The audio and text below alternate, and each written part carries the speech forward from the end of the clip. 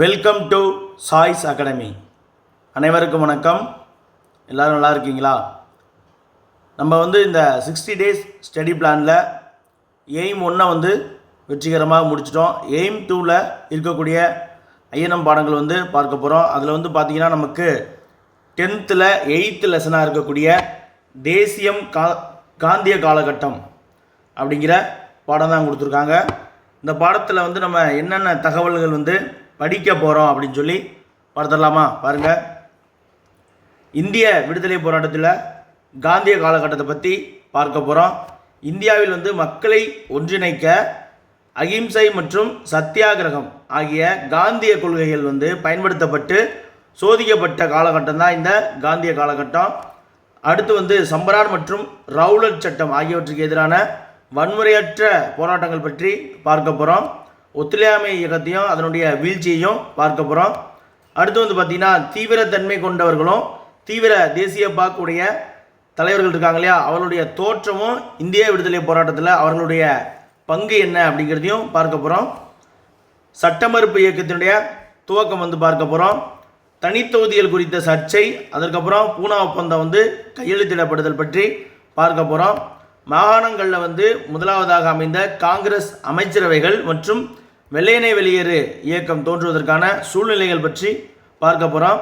அதற்கப்புறம் இந்திய துணைக்கண்டத்தை இந்தியா பாகிஸ்தான் அப்படின்னு சொல்லி இரண்டாக பிரிவினை செய்வதற்கு காரணமாக இருந்தது வகுப்புவாதம். அந்த வகுப்புவாதம் தொடர்பாகவும் இந்த பாடத்தில் நம்ம விரிவாகவே பார்க்க போகிறோம். சரிங்களா? நேரடியாக நம்ம பாடத்துக்குள்ளே போயிடலாமா? பாருங்கள்.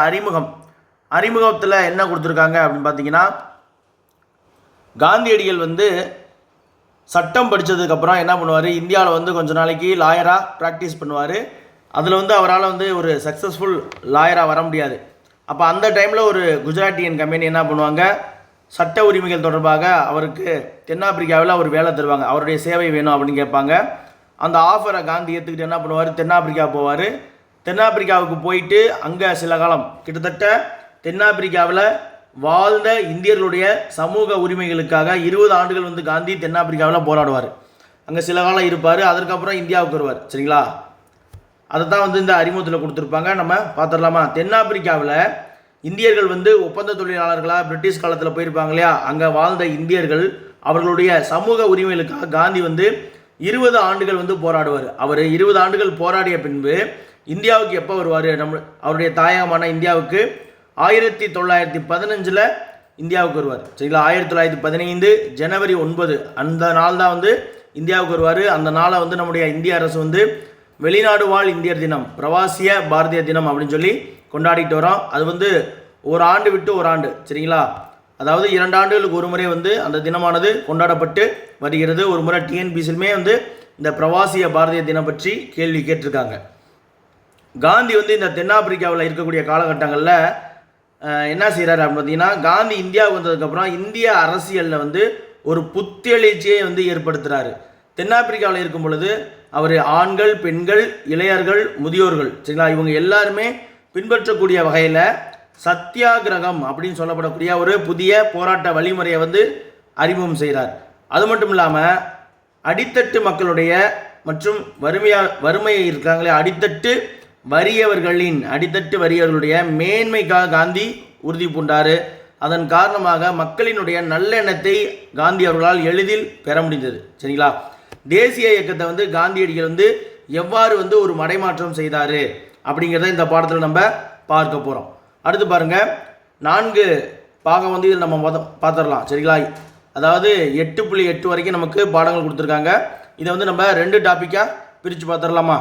பாருங்கள். காந்தியடிகள் உருவாகிறார். காந்தியடிகள் எங்கே பிறந்தார் அப்படின்னு பார்த்தீங்கன்னா, குஜராத் மாநிலத்தில் இருக்கக்கூடிய போர்பந்தரில் நல்ல ஒரு வசதியான குடும்பத்தில் 1869, சரி, 1869 அக்டோபர் 2, இந்த தேதியை மறக்கூடாது. 1869 அக்டோபர் 2 அன்னைக்கு மோகன்தாஸ் கரம்சந்த் காந்தி, இதுதான் அவருடைய முழுமையான பேர், மோகன்தாஸ் கரம்சந்த் காந்தி அவர்கள் பிறந்தார். இதே அக்டோபர் 2 1975 காமராஜர் அவர்கள் மரணமடைந்திருப்பார். சரிங்களா? சரி, காந்தியடிகள் 1869 அக்டோபரில் போர்பந்தரில் பிறந்தார். அவருடைய தந்தையார் பார்த்தீங்கன்னா காபா காந்தி, அவருடைய தாயார் புத்லிபாய். இந்த காபா காந்தி என்ன வேலை பார்த்தாரு, ஏற்கனவே சொல்லிட்டாங்க, அவங்க ஒரு வசதியான குடும்பம். என்ன வேலை அப்படின்னு பார்த்தீங்கன்னா, காந்தி பிறந்த ஊரான போர்பந்தருடைய திவானாக பணியாற்றியிருக்காரு. சரிங்களா, போர்பந்தருடைய திவானாக பணியாற்றியிருக்காரு. அதற்கடுத்து வந்து பார்த்தீங்கன்னா ராஜ்கோட்டினுடைய சரிங்களா ராஜ்கோட் அப்படின்ற ஒரு நகரத்தினுடைய திவானாகவும் காந்தி அவர்களுடைய தந்தையான காபா காந்தி அவர்கள் பொறுப்பு வைத்திருக்காரு. அடுத்து வந்து பார்த்தீங்கன்னா காந்தி அவர்களுடைய தாயாரான புத்லிபாய் அவர்களுடைய தாக்கம் வந்து காந்தியடிகள்கிட்ட வந்து அதிகமாக பெரிதும் இருந்தது. காந்தி வந்து மெட்ரிகுலேஷன்ஸ் ஸ்கூலை வந்து முடித்ததுக்கப்புறம் பதின்ம பள்ளி படிப்பை வந்து முடித்ததுக்கப்புறம் மெட்ரிகுலேஷனை முடித்ததுக்கப்புறம் என்ன பண்ணுறாரு, சட்டம் படிக்கணும் அப்படிங்கிறதுக்காக கடல் வழியாக இங்கிலாந்து போகிறாரு. எப்போ அப்படின்னு பார்த்தீங்கன்னா 1888 வருஷத்தை மறக்கக்கூடாது. 1888 1888 காந்தி என்ன பண்ணுறாரு, சட்டம் படிக்கிறதுக்காக இந்தியாவிலேருந்து இங்கிலாந்துக்கு கடல் வழியாக பயணம் போகிறாரு. அங்கே போயிட்டு 3 வருஷத்தில் சட்டம் படித்து முடிச்சுட்டு 1891 சரிங்களா ஜூன் மாதம் அவர் வழக்கறிஞர் பட்டத்தை முடிச்சுட்டு இந்தியாவுக்கு வர்றார். சரிங்களா, 1891ஆம் ஆண்டு ஜூன் மாதம் வழக்கறிஞர் பட்டம் பெற்ற பின்பு அவர் என்ன பண்ணுறாரு, பிரிட்டிஷார் அவர்களுடைய நீதி மற்றும் நியாய முறையில் நம்பிக்கை கொண்டவராக இந்தியாவுக்கு வர்றாரு.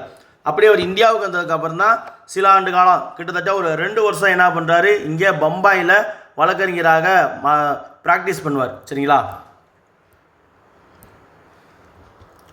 பாருங்க, இந்தியா திரும்பியவுடன் பம்பாயில் வழக்குரைஞராக சரிங்களா வழக்கு உரைஞராக பணியாற்ற காந்தியடிகள் மேற்கொண்ட முயற்சி வந்து என்னது, தோல்வி அடைந்தது.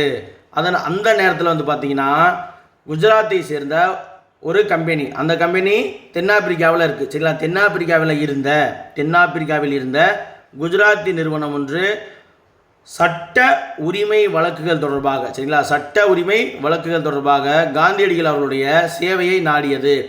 இந்த ஆஃபரை வந்து காந்தியடிகள் ஏற்றுக்கிட்டு என்ன பண்ணுறாரு, 1893 சரிங்களா 1893 ஏப்ரல் மாதம் என்ன பண்ணுறாரு, இந்தியாவிலிருந்து தென்னாப்பிரிக்காவுக்கு போகிறார். சரிங்களா, இதே இந்த 1893 வேறு என்ன நடந்திருக்கு அப்படின்னு பார்த்தீங்கன்னா 1893ஆம் ஆண்டு அன்னிபெசன்ட் இருக்கார் இல்லையா, பிரம்மஞான சபையினுடைய தலைவரான இந்த அன்னிபெசன்ட் அவர்கள் இந்தியாவுக்கு வந்திருப்பார்.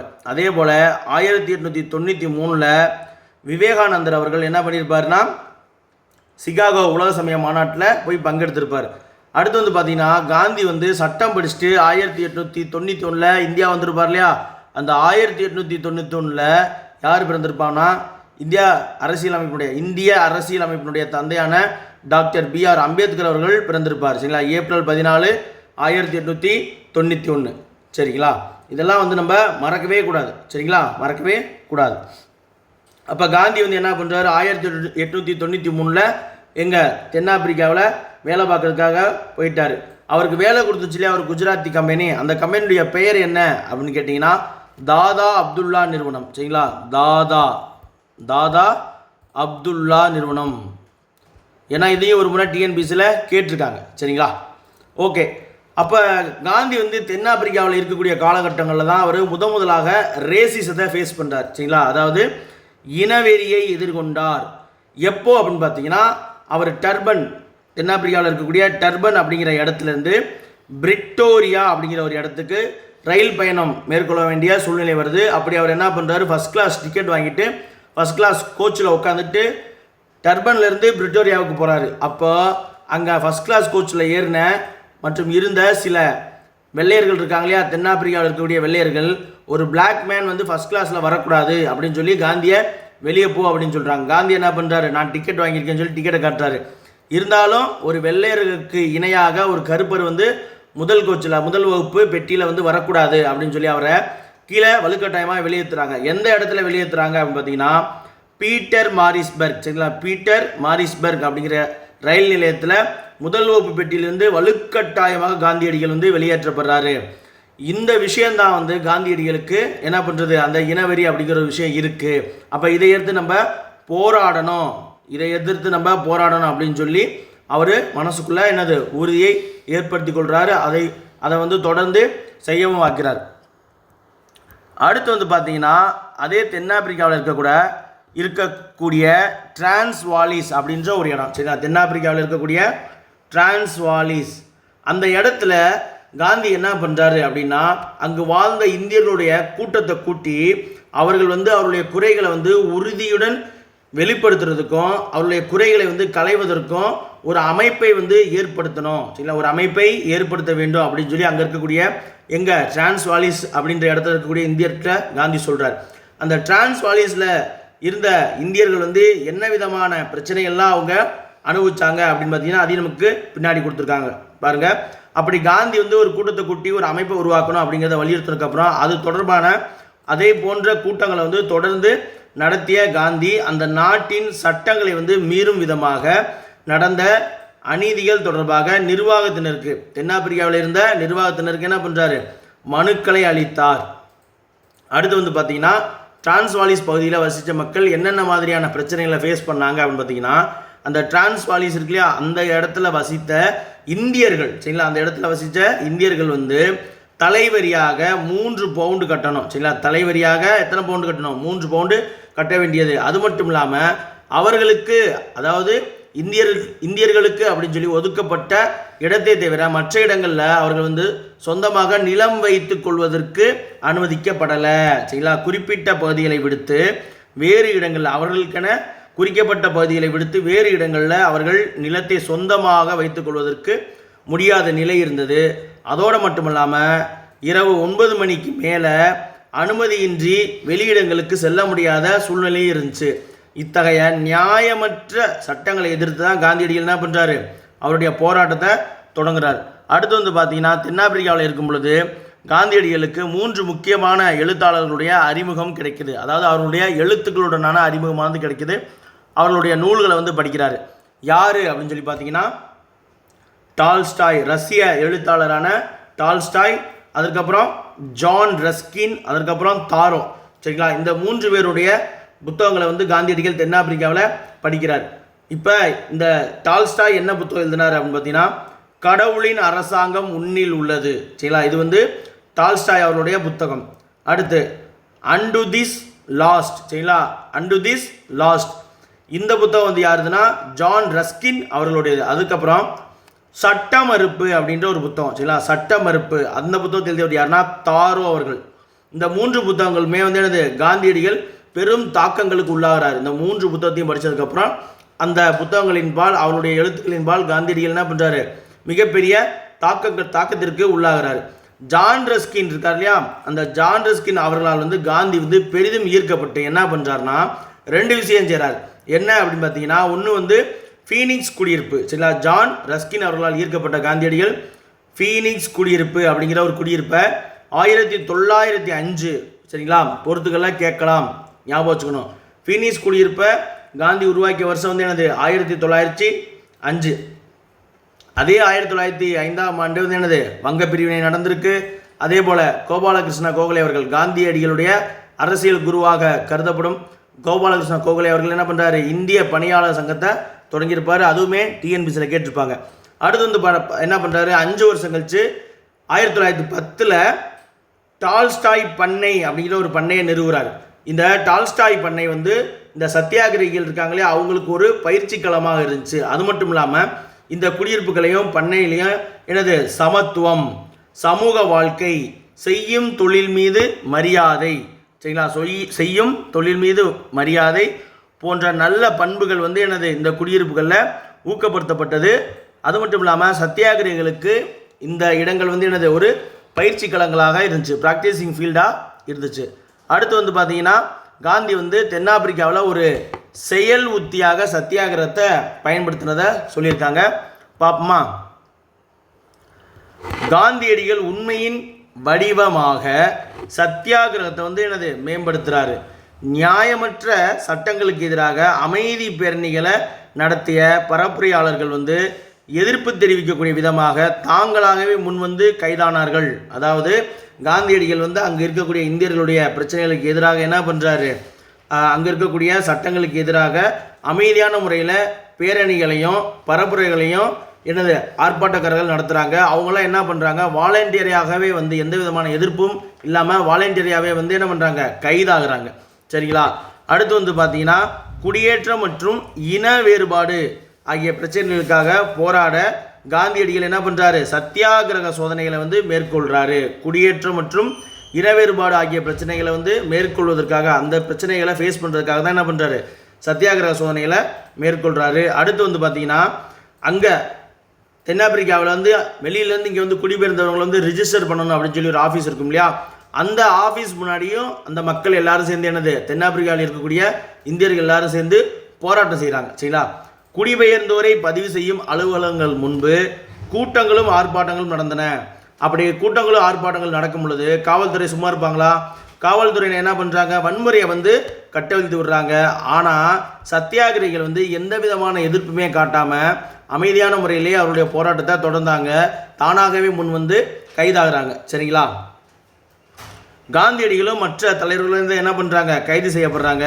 பெரும்பாலும் வந்து பார்த்தீங்கன்னா இந்த போராட்டத்தில் யாரெல்லாம் கலந்துட்டாங்க அப்படின்னு பார்த்தீங்கன்னா, ஒப்பந்த தொழிலாளர்களாக இந்தியாவிலிருந்து தென்னாப்பிரிக்காவுக்கு போயிட்டு பின்னாடி வந்துட்டு என்னது, ஒப்பந்த தொழிலாளர் அந்த வேலையை ஒப்பந்தங்கள்லாம் முடிஞ்சதுக்கப்புறம் அங்கேருந்து இங்கே வர முடியாமல் தெருவோரத்தில் வியாபாரம் செஞ்சு ஏதாவது ஒரு தொழில் செஞ்சு பிழைப்பாங்க இல்லையா, அப்படி தெருவோர வியாபாரிகளாக மாறிய இந்தியர்கள் தான் வந்து இந்த காவல்துறையினுடைய கடுமையான வன்முறைகளை வந்து நடவடிக்கைகளையும் பொருட்படுத்தாமல் இந்த போராட்டத்தை தொடர்ந்து நடத்துகிறாங்க. சரிங்களா. அப்போ காந்தியடிகள் வந்து தென்னாப்பிரிக்காவில் செய்த சத்தியாகிரக போராட்டத்தில் யார் பங்கெடுத்துக்கிட்டாங்க அப்படின்னு கேட்டிங்கன்னா, என்னது, ஒப்பந்த தொழிலாளர்களாக போயிட்டு தெருவோர வியாபாரிகளாக மாறிய இந்தியர்கள் தான் வந்து இந்த காவல்துறையினுடைய கடுமையான நடவடிக்கைகள் கூடயும் பொருட்படுத்தாமல் போராட்டத்தை தொடர்ந்துக்கிட்டே இருந்தாங்க. இறுதியாக என்ன நடக்குதுன்னா, ஸ்மட் காந்தி ஒப்பந்தம். சரிங்களா. ஸ்மட்ஸ் காந்தி ஒப்பந்தம் அப்படின்ற ஒரு ஒப்பந்தம் வந்து கையெழுத்தாகுது. அந்த ஒப்பந்தத்தின்படி என்னாவது, இந்த தலைவரி அப்படிங்கிற வரியானது ரத்து செய்யப்படுது. அங்கே இருக்கக்கூடிய இந்தியர்களுடைய பிரச்சனைகள் தீர்க்கப்படுது. சரிங்களா. அப்போ ஸ்மட்ஸ் காந்தி ஒப்பந்தம் வந்து எங்கு கையெழுத்தானது அப்படின்னு கேட்டாங்கன்னா, தென்னாப்பிரிக்காவில் கையெழுத்தானது. சரிங்களா. ஸ்மட்ஸ் காந்தி ஒப்பந்தத்தின்படி நீக்கப்பட்டது எது அப்படின்னு கேட்டிங்கன்னா வச்சுக்கோங்க, தொழிலாளர்கள் மீது, ஒப்பந்த தொழிலாளர்கள் மீது விதிக்கப்பட்ட தலைவரி வந்து என்னது, ரத்து செய்யப்பட்டு ஸ்மட்ஸ் காந்தி ஒப்பந்தத்தின்படி. சரிங்களா. ஓகே. அடுத்து வந்து நம்ம 8.2 பார்த்துடலாமா. காந்தியடிகள் வந்து இந்தியா வர்றாரு. நமக்கு தெரியும் 1915 வர்றாரு. வந்ததுக்கப்புறம் இந்தியாவில் காந்தியடிகள் நடத்திய தொடக்க கால சத்தியாகிரகங்கள் என்னென்ன அப்படின்னு சொல்லி பார்க்க போகிறோம். தொடக்க காலத்தில் காந்தியடிகள் இந்தியாவில் வந்தோடனே முதலாக அவர் மேற்கொண்ட சத்தியாகிரக போராட்டம் வந்து என்னது, சம்பரான் சத்தியாகிரகம். சரிங்களா. 1917 சம்பரான் பகுதியில் மேற்கொண்ட சம்பரான் சத்தியாகிரகம் தான் பார்த்துடலாமா. பாருங்கள், இதற்கு முன்பெல்லாம் காந்தி வந்து இந்தியாவுக்கு வந்துட்டு போயிருக்கார் இல்லையா, அதாவது எப்போ 1888 படிக்க போகிறாரு, 1891 வர்றாரு. அதுக்கப்புறம் தான் என்ன பண்ணுறாரு, 1893 இங்கே போகிறாரு, சவுத் ஆஃப்ரிக்கா போகிறாரு. அப்போ இதற்கு முன்னாடி காந்தி வந்து இந்தியாவுக்கு வரும் பொழுது இங்கே இருக்கக்கூடிய ஒரு மிதவாத தேசிய தலைவரை சந்திக்கிறாரு. அவர் யார் அப்படின்னு பார்த்தீங்கன்னா, கோபாலகிருஷ்ண கோகலே அவர்கள். அவர் மீது காந்தியடிகள் மிகப்பெரிய மரியாதையை வைத்திருப்பார். அதோடு மட்டும் இல்லாமல் அவரையே அவர் தன்னுடைய அரசியல் குருவாகவும் காந்தியடிகள் வந்து என்னது ஏற்றுக்கொள்வார். சரிங்களா. அப்போ காந்தியடிகளுடைய அரசியல் குரு யார், கோபாலகிருஷ்ண கோகலே. நேதாஜி சுபாஷ் சந்திரபோஸ் அவருடைய அரசியல் குரு யார் அப்படின்னு கேட்டிங்கன்னா, தேசபந்து சிஆர் தாஸ் அவர்கள். சரிங்களா. தேசபந்து சிஆர் தாஸ் அவர்கள். அதே போல் காமராஜர் அவர்களுடைய அரசியல் குரு யார் அப்படின்னு கேட்டிங்கன்னா, தீரர் சத்தியமூர்த்தி. சரிங்களா. வெள்ளிநாக்கு நாவலர் அப்படின்னு சொல்லப்படக்கூடிய தீரர் சத்தியமூர்த்தி அவர்கள். அதே போல் பசுமன் முத்துராமலிங்க தேவர் அவர்களுடைய அரசியல் குரு யார் அப்படின்னு சொல்லி கேட்டிங்கன்னா, நேதாஜி சுபாஷ் சந்திரபோஸ் அவர்கள். சரிங்களா. எக்ஸ்ட்ரா நம்ம தெரிஞ்சுக்கோம், தப்பில்லை. அவர் வந்து என்ன பண்ணுறாரு, கோபாலகிருஷ்ண கோகலே காந்தி வந்து 1915 இந்தியாவுக்கு வந்தோடனே அவர் என்ன சொல்கிறார் காந்திகிட்ட, நீங்கள் வந்து இங்கே இருக்கக்கூடிய தேசிய போராட்டத்தில் கலந்துக்கிறதுக்கு முன்னாடி என்ன பண்ணுறீங்க, நாடு முழுவதும் போயிட்டு ஒரு சுற்றுப்பயணத்துக்கு போயிட்டு வாங்க. இந்தியா முழுவதும் போயிட்டு போய் சுற்றி பார்த்துட்டு மக்களுடைய நிலை எப்படி இருக்குது, அவளுடைய வாழ்வாதாரம்லாம் எப்படி இருக்குது, போராட்டங்கள்லாம் எப்படி நடந்துகிட்ருக்கு, மற்ற தலைவர்கள்லாம் யார் யார் என்ன ஏது அப்படின்னு சொல்லி பார்த்துட்டு வாங்க அப்படின்னு சொன்னார். அப்படி ஒரு முறை அவர் இங்கே நம்முடைய தமிழகத்துக்கு வரும்பொழுது தான் அவருடைய ஆடையிலே வந்து என்னது மாற்றம் ஏற்படுத்த அந்த நிகழ்வானது நடந்துச்சு. அதாவது தமிழ்நாட்டுக்கு வந்துட்டு சென்னையிலேருந்து மதுரைக்கு அவர் ரயிலில் போகும் பொழுது இந்த சோழவந்தான் அந்த வழியாக தான் ட்ரெயின் போகும். இன்றைக்கும் கூட ட்ரெயின் வந்து அந்த சோழவந்தான் வழியாக தான் போகும். அப்படி போகும்பொழுது சோழவந்தான் அந்த இடத்த பார்த்தீங்கன்னா வைகை ஆற்று பாசனம், ரெண்டு பக்கமும் வந்து ஃபுல்லாக நெல் வயலாக இருக்கும். சரிங்களா.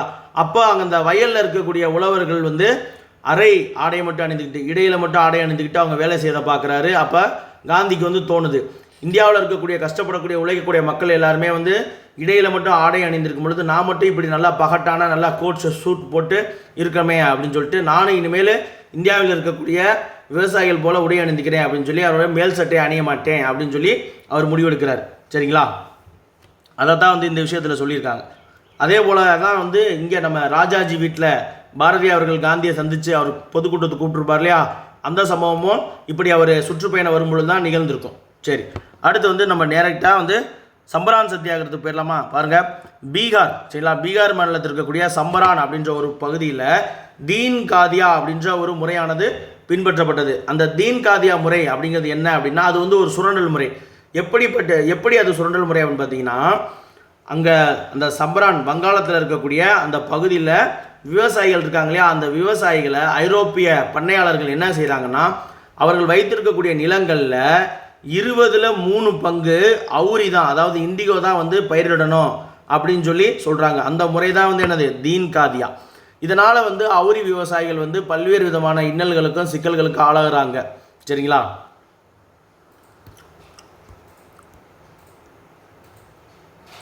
அடுத்து வந்து பார்த்தீங்கன்னா இப்படி ஒரு பிரச்சனை இருக்குது.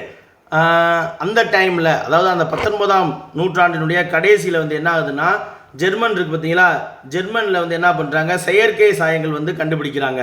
அதற்கு முன்பு வரைக்கும் பார்த்தீங்கன்னா இங்கே இண்டிகோ அவுரி பயிரிட்டு அதை வந்து தொழிற்சாலையில் சாயமாக்கி அதை தான் ஏற்றுமதி பண்ணி இயற்கையான கருநீல சாயத்தை தான் வந்து ஆடை வடிவமைப்பாளர்கள் எல்லாரும் பயன்படுத்திகிட்டு இருப்பாங்க.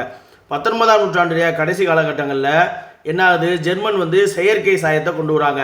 அதன் காரணமாக என்ன ஆகுதுன்னா, இங்கே இருக்கக்கூடிய ஐரோப்பிய பண்ணையாளருக்கு வந்து இந்தியர்கள் வந்து இனிமேல் வந்து நமக்கு அதிக அளவில் வந்து இந்த அவுரி வந்து பயிரிடணும் அப்படின்ற அவசியம் இல்லை, அதனால் வந்து நம்ம அவங்க ரிலீஸ் பண்ணலாம் அப்படின்ற ஒரு சூழ்நிலை புரியுது. அப்படி இருக்கும் பொழுது பார்த்தீங்கன்னா, ஆல்ரெடி விவசாயிகள் வந்து எங்களுக்கு அவுரி பயிரிடுவதன் காரணமாக பாதிப்புகள் இருக்குது, நஷ்டங்கள் இருக்குது அப்படின்ற பிரச்சனை போயிட்டுருக்கு. அப்போ இதவே ஒரு சாக்கா வச்சுக்கிட்டு என்ன பண்ணுறாங்க, அந்த விவசாயிகளை அவங்களையும் நம்ம ரிலீஸ் பண்ணோம், ஆனால் இதை சாக்கா வச்சுட்டு அவருடைய நிலங்களை பிடுங்கிறது, ஆல்ரெடி அவங்களுக்கு கடன் கொடுத்த பணத்தை வந்து நிலுவைத் தொகையை வந்து கடுமையான முறையில் வசூலிக்கிறது, இது போன்ற விஷயங்கள்லாம் செய்கிறாங்க. இது போன்ற விஷயங்கள்லாம் செய்கிறதன் காரணமாகனா அங்கே இருக்கக்கூடிய விவசாயிகள் வந்து கடுமையான கடன் சுமையிலையும் கடுமையான பிரச்சனைகளுக்கு ஆளாகிறாங்க. சரிங்களா, அதை தான் இந்த பகுதியில் சொல்லியிருப்பாங்க. பாருங்கள், இண்டிகோ அப்படின்னு சொல்லப்படக்கூடிய நீல சாயம் வந்து சந்தையில் விற்கப்படுவது குறைந்தது. சம்பரானில் வந்து இண்டிகோ பயிரிட்ட ஐரோப்பிய பண்ணையாளர்கள் வந்து நீலச்சாயம் பயிரிடக்கூடிய கடமையிலிருந்து விவசாயிகளை விடுவிக்கக்கூடிய தேவையை உணர்ந்து அந்த நிலைமையை வந்து என்ன செய்கிறாங்க, அவங்களுக்கு சாதமாக பயன்படுத்துகிறாங்க. ஸோ இந்த அவுரி பயிரிலிருந்து விவசாயிகள் போகணும் அப்படின்னா, விவசாயிகள் கேட்குறாங்களே நாங்கள் அவுரி பயிரிட மாட்டோம், ஓகே ஆல்ரெடி நீ ஒரு அக்ரிமெண்ட் போட்டிருக்க, இனிமேல் நீ அக்ரிமெண்ட் போட மாட்டேன், நீ அவுரி விவசாயம் பண்ண மாட்டேன் அப்படின்னா நீ என்ன பண்ணுற, எனக்கு கொடுக்க வேண்டிய பணத்தை கொடு அப்படின்னு சொல்லி சொல்கிறாங்க. இதன் காரணமாக தான் அந்த பகுதியில் எதிர்ப்பானது வெடிக்குது.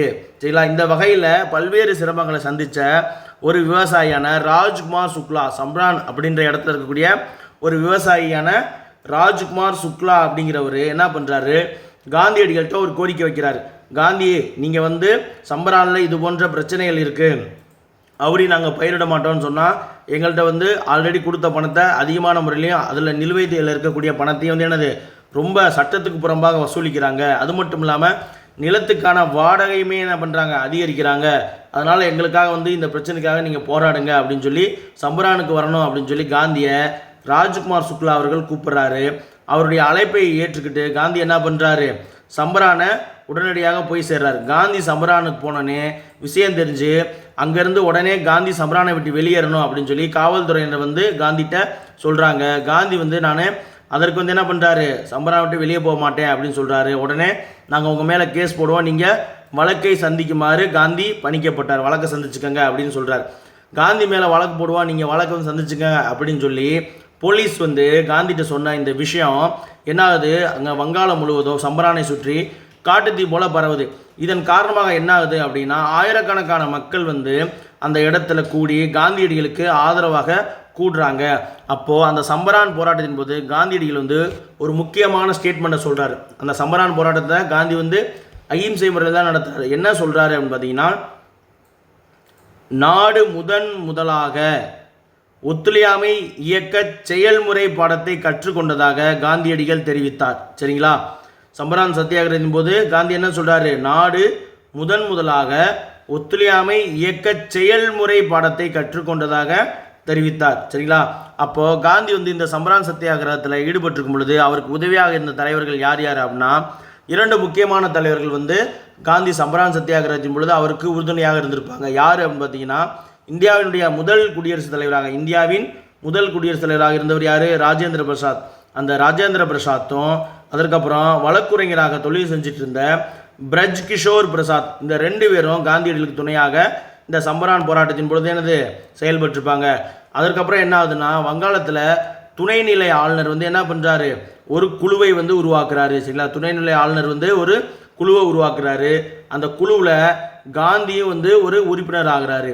அதற்கப்புறம் இந்திய பண்ணையாளர்கள் வந்து விவசாயிகள் மீது நடத்திய அடக்குமுறையை வந்து முடிவுக்கு கொண்டு வரக்கூடிய வகையில் இந்த தீன் காதியா அப்படிங்கிற சுரண்டல் முறையை இந்த துணைநிலை ஆளுநர் அமைத்த குழுவானது ரத்து செய்யுது. சரிங்களா? ரத்து செய்ய பரிந்துரைக்குது. அந்த தீன் காதியா முறையும் ரத்து செய்யப்படுகிறது. ஸோ சம்பரான் சத்தியாகிரகம் வந்து ரொம்ப சக்ஸஸ்ஃபுல்லாக வெற்றி அடைஞ்சிருச்சு. அடுத்து வந்து பார்த்திங்கன்னா, அதற்கடுத்ததாக காந்தி வந்து எந்த போராட்டத்தில் பங்கெடுக்கிறாரு அப்படின்னு பார்த்தீங்கன்னா, 1918 குஜராத்தில் இருக்கக்கூடிய அகமதாபாத் மில் அப்படிங்கிற ஒரு இடம், அகமதாபாத்தில் இருக்கக்கூடிய ஒரு மில்லு வேலை நிறுத்தத்தை வந்து காந்தி வந்து அகிம்சை முறையில் எடுத்து நடத்துகிறாரு. அதுவுமே வெற்றி பெறுகிறது. அதற்கப்புறம் வந்து அதே 1918ஆம் ஆண்டு கேதா சத்தியாகிரகம் அப்படின்ற ஒரு சத்தியாகிரகத்தையும் காந்தி வெற்றிகரமாக நடத்துகிறாரு. இந்த சத்தியாகிரகங்கள் எல்லாமே காந்தியடிகளை வந்து ஒரு மக்கள் தலைவராக உருவாக்குது. சரிங்களா? சம்பரான் சத்தியாகிரகம் அதனுடைய வெற்றி, அதற்கப்புறம் அகமதாபாத் மில் வேலை நிறுத்தம், அதற்கப்புறம் கேதா சத்தியாகிரகம், இது எல்லாமே வந்து பார்த்திங்கன்னா காந்தியடிகளை வந்து எனது ஒரு மக்கள் தலைவராக உருவாக்குது. காந்தி வந்து இதற்கு முன்னாடி இருந்த தலைவர்களை போல இல்லாமல் அவருடைய போராட்டங்களில் நாட்டு மக்களை வந்து எப்படி ஒன்று திரட்டுறது அப்படிங்கிறதுல அவருடைய திறமையை வந்து இந்த போராட்டங்கள் வழியாக மற்றவர்களுக்கு காமிக்கிறார். சரிங்களா? இந்த போராட்டங்கள் வழியாக காந்தி என்ன பண்ணுறாரு, மக்களை அதிக அளவில் திரட்டி போராட்டத்தை செஞ்சார். சரிங்களா? ஓகே, இந்த சம்பரான் சத்தியாகிரகம், அகமதாபாத் மில் வேலை நிறுத்தம், அப்புறம் கேதா சத்தியாகிரகம், இதெல்லாம் ஒரு முறை ஆண்டுகளுடன் பொறுத்துக்க அப்படின்னு சொல்லி டிஎன்பிசியில் கேட்டிருக்காங்க. ஸோ மறந்துடாதீங்க. சம்பரான் சத்தியாகிரகம் வந்து 1917, கேதா சத்தியாகிரகம் அகமதாபாத் தான் முன்னாடி வரும். சரி, அகமதாபாத் 1918 முன்னாடி, அதற்கப்புறம் தான் கேதா சத்தியாகிரகம் 1918 வரும். சரிங்களா? இப்படி தான் வந்து நம்ம பொறுத்தணும். அடுத்து வந்து பார்த்திங்கன்னா, ரவுலட் சத்தியாகிரகமும் ஜாலியன் வாலாபாக் படுகொலையை பற்றி நம்ம பார்க்க போகிறோம். சரிங்களா? பாருங்கள், 1919 இந்திய அரசு சட்டமானது இயற்றப்படுது. சரி, 1919ஆம் ஆண்டு இந்திய அரசு சட்டம் இயற்றப்படுது. அந்த இந்திய அரசு சட்டத்தில் என்ன பண்ணுறாங்கன்னா, இரட்டை ஆட்சி அப்படிங்கிறது அறிமுகப்படுத்தப்படுறாங்க. அதாவது மாகாணங்களில் வந்து எனது இரட்டை ஆட்சி, அதன்படி அந்த இரட்டை ஆட்சியின்படி மாகாணங்களில் 2 துறைகளாக பிரிக்கிறாங்க. ஒன்று மாற்றப்பட்ட துறைகள், ஒதுக்கப்பட்ட துறைகள். மாற்றப்பட்ட துறைகள் வந்து அந்த ஆளுநர் கையில் இருக்கும். சரிங்களா? அதாவது ஆங்கில அரசுடைய ஆளுநர் இருப்பாங்க இல்லையா, அவர் கையில் இருக்கும். ஒதுக்கப்பட்ட துறைகள் வந்து இந்தியாவில் இருக்கக்கூடிய தலைவர்கள், அதாவது போட்டு தேர்தலில் நின்று மாகாண தேர்தலில் நின்று வெற்றி பெற்று சட்டமன்றத்துக்கு போகிற அந்த கட்சிகள்கிட்ட இருக்கும். அப்படி ஒரு முறையை வந்து என்ன பண்ணுறாங்க, இந்திய அரசு சட்டம் கொண்டு வராங்க. அந்த இந்திய அரசு சட்டம் வந்து எனது ஏமாற்றத்தை அளிக்குது. பல பேர் வந்து எனது டொமினி அந்தஸ்து கேட்டுட்ருப்பாங்க. ஆனால் இவங்க இல்லைன்னா தன்னாட்சி கேட்டுட்ருப்பாங்க. சரிங்களா? அதாவது மாகாணத்திலேயாச்சு சுயாட்சி அப்படின்னு கேட்டுட்ருப்பாங்க. ஆனால் இவங்க இரட்டை ஆட்சி முறை கொடுத்தது வந்து எனது ஏமாற்றத்தை தருது. அதன் காரணமாக அது மட்டும் இல்லாமல் அப்போதைய ஆங்கில அரசு என்ன பண்ணுறாங்க, போர்க்கால கட்டுப்பாடுகளை நிரந்தரமாகவே விரிவுபடுத்தி அமல்படுத்த தொடங்கியது. சரிங்களா? போர்க்கால கட்டுப்பாடுகளை எனது ஸ்டாண்டர்டாகவே அமல்படுத்துகிறாங்க. அடுத்து வந்து பார்த்திங்கன்னா, ஒரு முக்கியமான சட்டத்தை கொண்டு வராங்க. சர் சிட்னி ரவுலட் அப்படிங்கிறவர் தான் இந்த சட்டத்தை கொண்டு வந்திருப்பார். அதனால் ரவுலட் சட்டம் அப்படின்னு இந்த சட்டமானது அழைக்கப்பட்டது. என்னென்னா, கொடூர பயங்கரவாத சட்டம் அப்படின்னு சொல்லுவாங்க. அதாவது எந்த விதமான அரசு வாரண்ட்டுமே இல்லாமல், பிடி உத்தரவு இல்லாமல் யாரை வேணாலும் கைது செய்யலாம், கைது நடவடிக்கை. அடுத்து விசாரணை இல்லாமலே வந்து சிறையில் அடைக்கலாம் அப்படிங்கிற காவல்துறையினருக்கு அதிக அதிகாரங்களை வழங்கக்கூடிய ரவுலட் சட்டத்தை வந்து இந்த 1919 அரசியல் இந்திய அரசு சட்டமானது தருது. அப்போது இந்த சட்டத்தை வந்து காந்தியடிகள் என்ன பண்ணுறாரு, எதிர்க்கிறாரு. இந்த சட்டத்தை காந்தி என்ன சொல்கிறாரு அப்படின்னு பார்த்தீங்கன்னா, கருப்பு சட்டம் அப்படின்னு சொல்கிறார். ரவுலட் சட்டத்தை காந்தி என்னன்னு சொல்கிறாரு, கருப்பு சட்டம் அப்படின்னு சொல்கிறாரு. இந்த கருப்பு சட்டத்தை எதிர்த்து மக்கள் எல்லாரும் வந்து போராடணும், நாடு தழுவிய அளவில் எல்லாரும் போராட்டத்துக்கு வாங்க அப்படின்னு சொல்லி என்னைக்கு போராட்டத்துக்கு அழைப்பு கொடுக்குறாரு அப்படின்னா, 1919 ஏப்ரல் 6 அனைத்து மக்களுமே வந்து எனது நாடு தழுவிய போராட்டத்தில் இறங்குங்க அப்படின்னு சொல்லி 1900 ஏப்ரல் 6 இந்த ரவுலட் சட்டத்துக்கு எதிராக காந்தி வந்து அழைப்பு விடுக்கிறார். அந்த அழைப்பை தொடர்ந்து இந்தியாவினுடைய பல பகுதிகளிலும் இந்த கருப்பு சட்டத்தை எதிர்த்து போராட்டமானது நடக்குது. அதில் முக்கியமான தீவிரமான போராட்டங்கள் எங்கே நடந்துச்சு அப்படின்னு பார்த்தீங்கன்னா பஞ்சாப் பகுதியில் நடந்துச்சு. பஞ்சாபில் இருக்கக்கூடிய லாகூர்லேயும் அப்புறம் அமிர்தசரஸ்லையும் தான் போராட்டங்கள் வந்து ரொம்ப தீவிரமான முறையில் இருந்துச்சு. காந்தி வந்து ஏப்ரல் 6, 1919 ரவுலட் சட்டத்தை எதிர்த்து போராட்டத்துக்கு அழைப்பு விடுத்ததை தொடர்ந்து போராட்டம் நடத்துறதுனால காந்தி வந்து கைது செய்யப்படுறாரு. காந்தி பஞ்சாப் போகணும்னு முயற்சி செய்கிறாரு. அவர் பஞ்சாப் போகிறதையும் தடுக்கிறாங்க. சரிங்களா, இந்த சம்பவங்கள் நடக்குது. அது மட்டும் இல்லாமல் இவர் இந்த ரவுலட் சட்டத்தை எதிர்த்து போராட்டம் நடத்த மக்களை கூப்பிட்டார் இல்லையா, அந்த போராட்டம் வந்து எப்படிப்பட்டதாக இருக்கணும் அப்படின்னு பார்த்தீங்கன்னா, அந்த போராட்டமானது உண்ணாவிரதம் இருக்கிறது, அப்புறம் பிரார்த்தனையுடன் கூடிய ஒரு அகிம்சை போராட்டமாக இருக்கணும் அப்படின்னு காந்தி சொல்கிறார். சரிங்களா, இந்த போராட்டம் நாடு முழுவதும் பரவிய தொடக்க கால காலனிய எதிர்ப்பு போராட்டம் நாடு முழுவதும் இப்படி தான் இருந்துச்சு. ஏன்னா மனு கொடுக்குறது இந்த மாதிரி அதுபோல தான் அப்படிங்கிறாங்க. அடுத்து வந்து பார்த்திங்கன்னா இந்த ரவுலட் சட்டத்துக்கு எதிரான போராட்டம் வந்து பஞ்சாபில் தான் நான் சொன்ன இல்லையா தீவிரமாக இருந்துச்சு. காந்தி கைது செய்யப்படுறாரு. பஞ்சாபுக்குள்ளே காந்தி நுழைய விடாமல் தடுக்கப்படுறாரு. அப்படி இருக்கும்போது பார்த்தீங்கன்னா 6ஆம் தேதி அழைப்பு கொடுக்குறாரு. 3 நாள் போராட்டம் வந்து நடந்துகிட்டு இருக்கு. போராட்டத்தினுடைய 3ஆவது நாள், அதாவது 1919 ஏப்ரல் 9ஆம் நாள் பஞ்சாபில் 2 முக்கியமான உள்ளூர் தலைவர்கள் வந்து அமிர்தசரஸ் அப்படிங்கிற இடத்துல போராட்டம் நடத்தும் பொழுது கைது செய்யப்படுறாங்க. யார் அப்படின்னு பார்த்தீங்கன்னா டாக்டர் சைபுதீன் கிச்லு அப்புறம் டாக்டர் சத்யபால் அப்படிங்கிற 2 முக்கியமான உள்ளூர் தலைவர்கள் வந்து என்னது ஆங்கில அரசால் கைது செய்யப்படுறாங்க. எங்கே அப்படின்னு பார்த்தீங்கன்னா பஞ்சாபில் இருக்கக்கூடிய அமிர்தசரஸில் கைது செய்யப்படுறாங்க. அவருடைய கைதை எதிர்த்து என்ன பண்ணுறாங்க, அங்கே இருக்கக்கூடிய தேசியவாதிகள் மக்கள் எல்லாரும் ஒரு கூட்டத்துக்கு ஏற்பாடு செய்கிறாங்க. எப்போ அப்படின்னு பார்த்தீங்கன்னா கைது எப்போ நடக்குது 9ஆம் தேதி. அதுக்கப்புறம் ஒரு 4 நாள் கழிச்சு 10, 11, 12, 13 4ஆவது நாள் 3 நாள் கழித்து 4ஆவது நாள் என்ன பண்ணுறாங்க, ஒரு கூட்டத்துக்கு ஏற்பாடு செய்கிறாங்க. அந்த கூட்டம் நடக்கிற இடம் தான் வந்து அந்த கூட்டம் நடந்த இடம் தான் வந்து என்னது ஜாலியன் வாலாபாக் அப்படின்ற ஒரு பூங்கா. அது வந்து ஒரு எல்லாரும் கூடி சந்திக்கக்கூடிய ஒரு மைதானம் மாதிரி ஒரு பூங்கா மாதிரி இருக்கக்கூடிய இடம் தான் அந்த ஜாலியன் வாலாபாக். சரிங்களா, அமிர்தசரஸ் அப்படிங்கிற இடத்துல தான் அந்த இது இருக்குது. அமிர்தசரஸ்லாம் வந்து சீக்கியர்களுடைய அந்த தலைமை கோவிலான பொற்கோயில் அப்படிங்கிறது இருக்குது. சரிங்களா, பாருங்கள் அமிர்தசரஸில் இருக்கக்கூடிய ஜாலியன் வாலாபாக்கில் சரிங்களா 1919 ஏப்ரல் 13ஆம் நாள் வந்து ஒரு பொதுக்கூட்டத்துக்கு ஏற்பாடு செய்யப்பட்டது. சரிங்களா, ஒரு பொதுக்கூட்டத்துக்கு ஏற்பாடு செய்யப்பட்டது. அவங்க ஏற்பாடு செய்யப்பட்ட அந்த ஏப்ரல் 13 என்னன்னு பார்த்தீங்கன்னா சீக்கியர்களுடைய அறுவடை திருநாள். அதை வந்து பைசாகி அப்படின்னு சொல்லுவாங்க. பைசாகி திருநாள் அப்படின்னு சொல்லுவாங்க. ஸோ அதன் காரணமாக அந்த ஜாலியன் வாலாபாக் அப்படிங்கிற அந்த பொது மைதானத்தில் கூட்டத்துக்காக வந்தவங்க மட்டும் இல்லாமல் பொதுமக்களுமே வந்து என்னது அறுவடை திருநாளை கொண்டாடுறதுக்காக பல்வேறு மக்கள், ஆயிரக்கணக்கான மக்கள் வந்து அந்த ஜாலியன் வாலாபாக் அப்படிங்கிற இடத்துல வந்து கூடியிருப்பாங்க. ஸோ இந்த கூட்டம் நடக்க போகுது அப்படிங்கிற விஷயம் தெரிஞ்சவுடனே என்ன பண்ணுறாங்க, ஜெனரல் டயர், சரிங்களா, யார் அப்படின்னா ஜெனரல் ரெஜினால்டு டயர், அவர் என்ன பண்ணுறாரு, பீரங்கி மற்றும் துப்பாக்கி நிறைந்த வீரர்களோடு வந்து அந்த ஜாலியன் வாலாபாக் அப்படிங்கிற இடத்த வந்து சுற்றி வளைக்கிறார். அந்த ஜாலியன் வாலாபாக் அப்படிங்கிற பூங்காவுக்கு வந்து நுழைவாயில் அப்படின்னு பார்த்தீங்கன்னா மிகச்சிறிய நுழைவாயில் தான். மதில்கள் எல்லாம் பார்த்தீங்கன்னா ரொம்ப மிகப்பெரிய மதில்களாக இருக்கும். அதையெல்லாம் சுற்றி அடைச்சிட்டாங்க. அந்த மதில்களையும் அடைச்சிட்டு என்ன பண்ணுறாங்க, அங்கே கூடியிருந்த மக்களை நோக்கி கண்மூடித்தனமாக துப்பாக்கியில் சுடுறதுக்கு ஜெனரல் ரெஜினால்டு டயர் வந்து என்ன பண்ணுறாரு, உத்தரவு தர்றாரு. சரிங்களா, ஜெனரல் ரெஜினால்டு டயரு உத்தரவு தர்றாரு. அவர் உத்தரவின் பேரில் ஒரு 10 நிமிஷத்துக்கு தொடர்ச்சியாக துப்பாக்கியில் இருக்க குண்டெல்லாம் தீர்ந்து போகிறவர்களுக்கு தொடர்ச்சியாக இராணுவ வீரர்கள் வந்து சுடுறாங்க. இதில் வந்து ஆயிரக்கணக்கான மக்கள் வந்து உயிரிழந்ததாக வந்து அன்ரெக்கார்டாக நமக்கு சொல்கிறாங்க. ரெக்கார்டரில் எவ்வளோ அப்படிங்கிறத பார்த்துடலாமா, பாருங்கள்.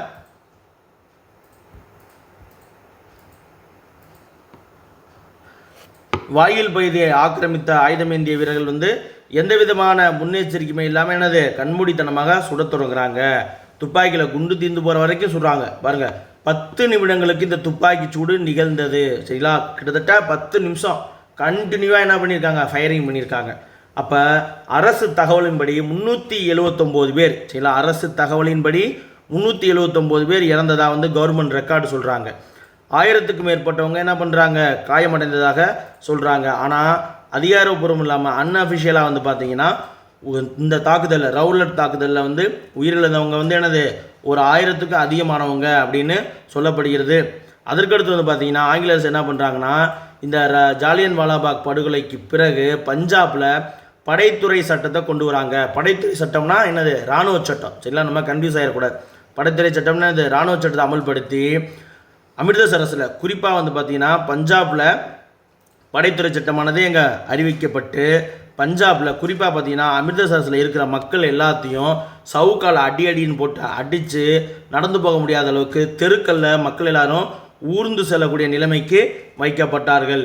இந்த கொடுமைகளை பார்த்துட்டு இந்தியாவில் இருக்கக்கூடிய மற்ற எல்லாரும் இந்தியர்கள் எல்லாரும் இந்திய தலைவர்கள் எல்லாரும் கொதிச்சு போயிட்டாங்க.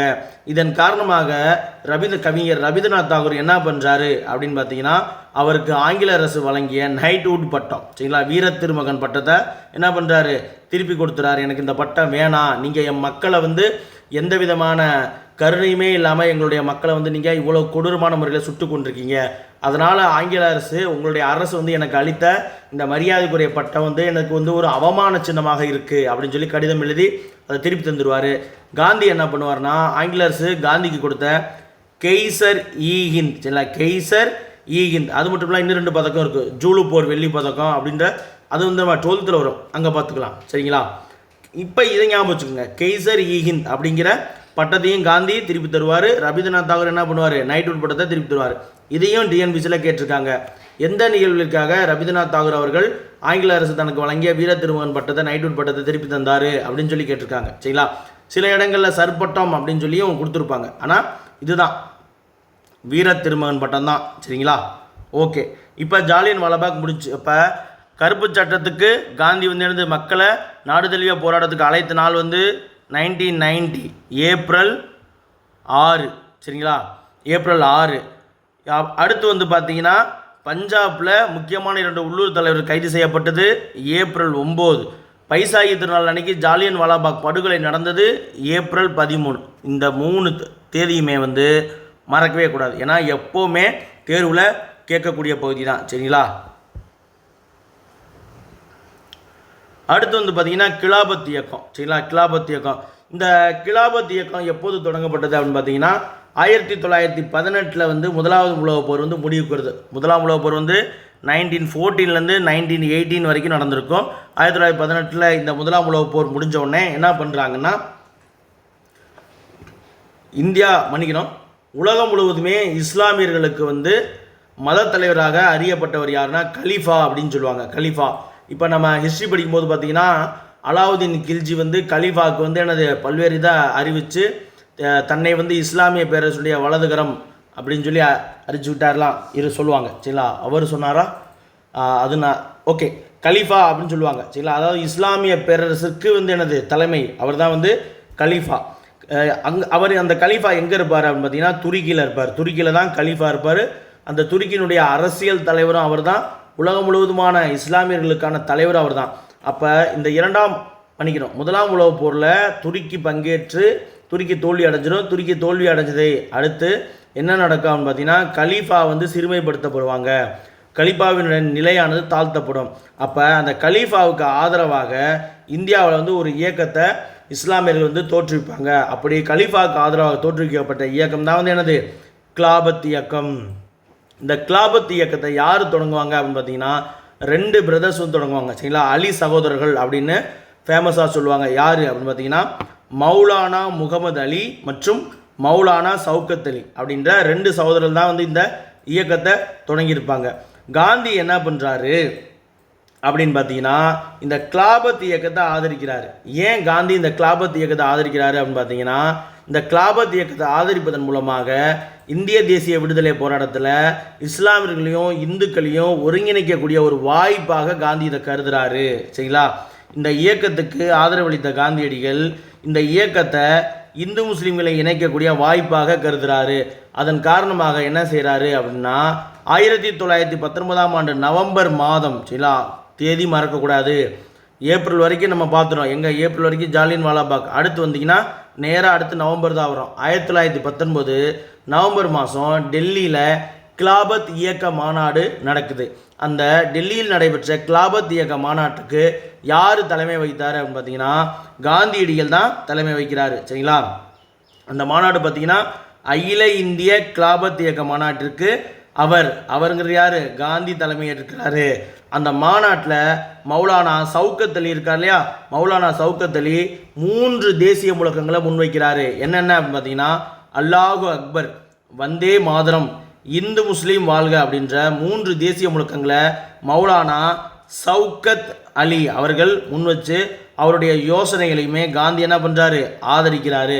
அதன் காரணமாக கிலாபத் இயக்கம் காந்தியடிகளுடைய போராட்ட முறையான ஒத்துழையாமை இயக்கத்தை ஆதரிக்கணும் அப்படின்னு சொல்லி பின்னால் நடந்த அலகாபாத்தில் வந்து கிலாபத் இயக்கத்தினுடைய கூட்டமானது, பொதுக்கூட்டமானது நடைபெறும். அந்த பொதுக்கூட்டத்தில் என்ன பண்ணுறாங்க? இந்த ஒத்துழையாமை இயக்க போராட்டத்தில் நம்ம கிலாபத் இயக்கம் வந்து என்னது? காந்தியடிகளுக்கு ஆதரவை தரும் அப்படின்னு முடிவு செய்யப்படுது. சரிங்களா? அதுதான் கீழே கொடுத்துருப்பாங்க பாருங்க.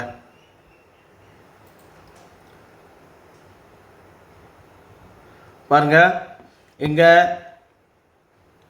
அலகாபாத்தில் கூடிய கிலாபத் குழுவினுடைய கூட்டம் என்னை கூடுச்சு அப்படின்னு பார்த்தீங்கன்னா, ஜூன் 9, 1920. 1919 முடிஞ்சு அடுத்து 20 வந்துருச்சு. பாருங்கள், 1920 ஜூன் 9 அலகாபாத்தில் வந்து என்னது? இந்த கிலாபத் இயக்க கூட்டம், கிலாபத் இயக்கத்தினுடைய குழுவினுடைய கூட்டமானது நடக்குது. அந்த கூட்டத்தில் என்னது? காந்தியடிகளுடைய அகிம்சை மற்றும் ஒத்துழையாமை இயக்கத்தை கிலாபத் இயக்கமானது ஏற்றுக்கொண்டது. அதை தொடர்ந்து காந்தி ஒத்துழையாமை இயக்கம் வந்து எப்போது தொடங்குது? அதற்கு முன்னாடி சில விஷயம் நடக்கும். இப்போ வந்து பார்த்தீங்கன்னா 1920 ஜூன் 9 கிலாபத் இயக்கம் வந்து என்னது? காந்தியடிகளுடைய அகிம்சை மற்றும் ஒத்துழையாமை இயக்கத்தை ஏற்றுக்கொள்ளுது. அதற்கடுத்து வந்து பார்த்தீங்கன்னா இங்கே ஒரு விஷயம் இருக்கும் 8.3. அதை பார்த்துட்டு இந்த லாஸ்ட் பாயிண்ட்டை பார்த்தீங்கன்னா உங்களுக்கு புரியும். சரிங்களா? வெயிட் பண்ணுங்கள், சொல்கிறேன். அதற்கடுத்து காந்தி வந்து காங்கிரஸில் இருக்கார் இல்லையா, அப்போ காங்கிரஸ்ட்டு உத்தரவு வாங்கணும் இல்லையா. அப்போ என்ன நடக்குதுன்னா, அப்போ காந்தி வந்து ஒத்துழையாமை இயக்க போராட்டத்தை தொடங்குறோம் அப்படின்னு கல்கத்தாவில் காங்கிரஸ் என்ன பண்ணுறாங்க? ஒரு ஸ்பெஷல் மீட்டிங் அரேஞ்ச் பண்ணுறாங்க, ஒரு சிறப்பு அமர்வு. சரிங்களா? எப்போ அப்படின்னு பார்த்தீங்கன்னா 1920 செப்டம்பர் மாதம் என்ன பண்ணுறாங்க? காங்கிரஸ் ஒரு சிறப்பு அமர்வை கூட்டுறாங்க. எங்கே? கல்கத்தாவில். அந்த கல்கத்தா மாநாட்டில் காந்தியடிகள் அவர்களுடைய ஒத்துழையாமை இயக்கத்துக்கு இந்திய தேசிய காங்கிரஸ் வந்து அனுமதி தருது. சரிங்களா? இந்திய தேசிய காங்கிரஸ் வந்து என்னது? அனுமதி தராங்க. அனுமதி வாங்கிருச்சு. சரிங்களா? அனுமதி வாங்கிட்டு அடுத்து என்ன பண்ணுறாங்க? 1920 ஆகஸ்ட் 1 என்ன நடக்குது அப்படின்னா, காந்தி வந்து முறையான வகையில் வந்து என்னது? ஒத்துழையாமை இயக்கம் வந்து தொடங்கப்பட்டது. சரிங்களா? இப்போ பாருங்கள், உங்களுக்கு புரியும். 1919 நவம்பரில் நடந்த கிலாபத் இயக்க டெல்லி மாநாட்டுக்கு காந்தி தலைமை ஏற்கிறாரு. அதன் விளைவாக என்ன நடக்குது அப்படின்னு பார்த்தீங்கன்னா, இந்திய தேசிய இயக்கத்தில் இந்துக்களும் இஸ்லாமியர்களும் சேர்ந்து பயணிக்கக்கூடிய ஒரு நிலை உருவாகுது. அதன் காரணமாக காந்தியடிகளுடைய சத்தியாகிரகத்தையும் ஒத்துழையாமை இயக்க போராட்டத்தையும் என்னது? ஆதரிக்கணும் அப்படின்னு சொல்லி 1920 ஜூன் 9 அலகாபாத்தில் நடந்த கிலாபத் இயக்க பொதுக்கூட்டத்தில் முடிவு செய்யப்படுகிறது. அதற்கடுத்து வந்து செப்டம்பர் 20 கல்கத்தாவில் நடந்த காங்கிரஸ் சிறப்பு அமர்வில் காந்தி அவர்களுடைய இந்த ஒத்துழையாமை இயக்கத்துக்கு அனுமதியானது அளிக்கப்படுது. அனுமதி அளிக்கப்பட்டதை அடுத்து, சரிங்களா, அதாவது ஆகஸ்ட் முதல் நாளே வந்து என்ன பண்ணிடுறாரு? காந்தி இந்த ஒத்துழையாமை இயக்கத்தை தொடங்கிறார். சரிங்களா? காந்தி கிலாபத் இயக்கத்தில் அவங்க ஆதரவு வாங்கிட்டு ஆகஸ்ட் 1 சரிங்களா, ஆர்டரா பார்த்தீங்கன்னா இப்படி தான் வரும். சரிங்களா? ஜூன், ஜூலை, ஆகஸ்ட், செப்டம்பர் அப்படி தான் வரும். சரிங்களா? அப்போ இங்கே கிலாபத் இயக்கம் வந்து காந்திக்கு ஆதரவு கொடுத்த உடனே காந்தி என்ன பண்ணுறாரு? ஆகஸ்ட் 1 இந்த ஒத்துழையாமை இயக்கத்தை தொடங்குறார். காந்தி ஒத்துழையாமை இயக்கத்தை தொடங்கினோடனே அதை காங்கிரஸ் வந்து அதை அனுமதிக்குது. சரிங்களா? காந்தி 1920 ஆகஸ்ட் முதல் நாள் என்ன பண்ணுறாரு? ஒத்துழையாமை இயக்கத்தை தொடங்குறாரு. அதுக்கப்புறம் செப்டம்பர் 20 காந்தி தொடங்கினோடனே ஒரு ஸ்பெஷல் மீட்டிங் போட்டு செப்டம்பர் 20 அந்த ஒத்துழையாமை இயக்கத்தை காங்கிரஸ் வந்து என்னது? அனுமதிக்குது. அவர் தொடங்கின போராட்டம் வந்து காங்கிரஸோட போராட்டம் தான் அப்படின்னு சொல்லி அனுமதிக்கிறாங்க. அனுமதிச்சோடனே என்ன பண்ணுறாங்க? அதற்கடுத்து அவங்களுடைய வருடாந்திர கூட்டம் நடக்கலையா டிசம்பர் மாதம். அப்படி 1920 டிசம்பர் மாதம் வருடாந்திர காங்கிரஸ் கூட்டம் வந்து எங்கே நடக்குது அப்படின்னா நாக்பூரில் நடக்குது. அந்த நாக்பூரில் நடந்த கூட்டத்துக்கு தலைமையேற்றவர் யார் அப்படின்னா சேலத்தை சேர்ந்த சி விஜயராகவாச்சாரி அவர்கள் தான் தலைமை இருக்கிறாரு. அப்போ அந்த கூட்டத்தில் என்ன நடக்குதுன்னா ஒத்துழையாமை இயக்க தீர்மானங்கள் வந்து நிறைவேற்றப்பட்டது. சரிங்களா? அந்த அமர்வில் வந்து தீர்மானமானது நிறைவேற்றப்பட்டது. ஒத்துழையாமை இயக்க தீர்மானம் நிறைவேற்றப்பட்டது. திரும்ப ஒரு முறை அப்படியே சொல்கிறேன், கவனிச்சுக்கோங்க.